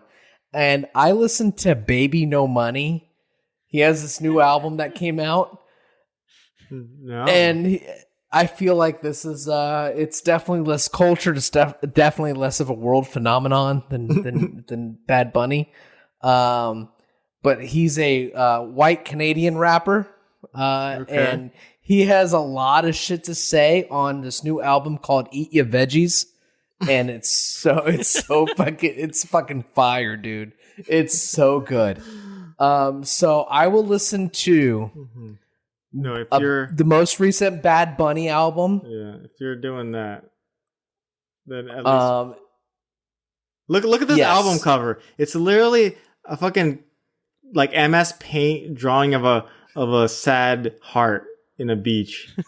That's literally what this album is. Well, I will listen to that album if you will listen to Eat Your Veggies. Okay, I'll do it. By B, and it's spelled BB no $. Eat Baby your vegetables. no money. All right, I'll do it. And it is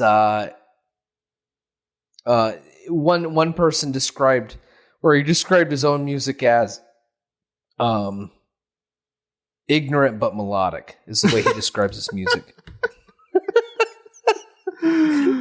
It's pretty great. Anyways, Colton, what you been up to, dude? Just a couple things that I held back from our Strange episode. I haven't really been up to a whole lot otherwise. We went up to New York for the weekend and celebrated Anna's birthday, so I guess I shouldn't say it was nothing or anything like that, but it was nice. It was very nice. But in preparation for Obi-Wan Kenobi, we've been rewatching Star Wars Rebels, or I should say at this point where I'm at now, I'm just watching Star Wars Rebels, the new episodes for me. Nice. We picked up from season 2 because I had already watched season 1 and had seen all of it. And then we're about 9 episodes into season 2 now. So I had watched, I think, 5 or 6 episodes of the second season, but I ended up rewatching those because I couldn't remember what had happened. So it's fucking awesome. I mean, dude, you guys good know stuff. That. Twilight of the Apprentice episodes are just some of my favorite That's stuff. the season 2 finale. Yeah. Right? Some of my favorite stuff in Star Wars. Finale episodes, whatever they are, yeah. Yeah, no, I'm really enjoying it. I feel like I don't know. I feel like I'm enjoying it more than season 1. Yeah. I think season 1 was never quite as kiddie as like certain aspects of Clone Wars was, but a lot of it was like Ezra being an annoying little shit. And then now they're kind of an established crew, so it's cool, and you're getting more lore heavy with Vader and Ahsoka, and Rex has shown up, and so I'm really enjoying it. I'm enjoying it a lot. I think my hope is that we'll finish the second season before Kenobi drops, just because I know there's a lot of the synergy between the Inquisitors and stuff like that. And that was kind of the biggest impetus for why we started it. And we had finished Avatar, so we needed like a new animated show to fill the void. So really enjoying that. I'm going to keep on watching, keep on enjoying it. And the only other thing that I've been up to, I've been putting a lot of time into a game called Inscryption on the personal computer. I talked about it a couple times already. I know Andrew played a little bit. I assume you haven't played really much since that first time you dipped your toes into it. Does that seem right, Andrew? No, I haven't played. I haven't played a whole lot of it. I unlocked a couple things in the cabin and stuff. Right on. Yeah. So, Henrique, you may have already heard me talking about it. I don't remember. I don't remember actually even what episode we even talked about it in the first place. But it's a PC only game on Steam is where I got it. It's a lot of games kind of baked into one. There's like multiple aspects to it, but basically the first act of the game is like a roguelite deck building game, where basically you get a few cards, you earn cards throughout, and then basically if you die, you lose your whole deck, and you have to start from the beginning. Blah blah blah, and eventually you get better cards that are accessible, and you get better at the game, and you figure out the strategies, and you can advance. But it's a lot more than what is basically. It's a lot more than what it initially appears to be. The gameplay changes kind of pretty dramatically a couple points throughout the game, and so I'm in the third act of the game. If you would say that the game has 3 acts, I'm in the third act of it. I was hoping to finish it before we started recording, but not enough time for everything in the world, obviously. So I've probably put about 15 hours in, and it's fucking awesome. I mean, there's just so many layers to the game, and it's just a really, really interestingly and intricately crafted game that at some point I might do more of like a spoilery conversation about it. Depends on probably whether Andrew plays any more of it or cares at that point, but maybe once I finish it, I'll kind of figure it out. But I highly recommend it, just as a general recommendation for anyone that enjoys, especially like card building games or roguelikes. Like those are pretty fun card game. I don't know what other aspects of the game there are besides what I've seen, but I've only seen card game, and it's pretty good. Yeah, the card stuff is great, and then once you get to the other stuff, it's really interesting and really neat in the way that it does it, I feel like. So it kind of is more than just that. I mean, talked about it a while back, but like put many hours into Slay the Spire, and I occasionally still fire it up. And so I love like the card building stuff, but this has the few extra wrinkles that make it really, really interesting as like a storytelling from a storytelling perspective, I guess. So I recommend it if you're interested in that. I mean, yeah, it's cool stuff. It's really cool stuff. So I think that's it for me. Yeah, just looking forward to obviously a fun vacay, a fun bachelor's weekend in Puerto Rico. We've got a few exciting things on the docket. I'm most excited for good food and good drinks and good company and some beach time. I think the weather's looking pretty good, knock on wood, but I think it's gonna be a good fucking time. So I'm very, very excited to spending some time with you, gentlemen, in person. Just in a few short days. Very excited as well. So why don't we go ahead and wrap it up there? Thank you all for listening. If you enjoyed what you heard, please spread the word. You can support us at patreon.com/watchreviewrepeat and get early access to all of our regular episodes, as well as timed exclusive access to any bonus episodes that we work on in the future. Our website is watchreviewrepeat.com. We are on Twitter at WRRpod, which may or may not be owned by Elon Musk in the future. Who fucking knows? What's happening there? We're on Facebook. Watch, Review, Repeat. Just search and you'll find our page, and you can like us that way. We're also on Instagram at Watch, Review, Repeat as well. So follow us on our social medias. If you have any questions, comments, suggestions, thoughts on anything that we've been up to, anything you've been up to, send those our way. Watch, Review, Repeat at gmail.com. Our intro and outro track is Mechanolith by Kevin MacLeod at Incompetech.com, licensed under the Creative Commons by Attribution 3.0 license.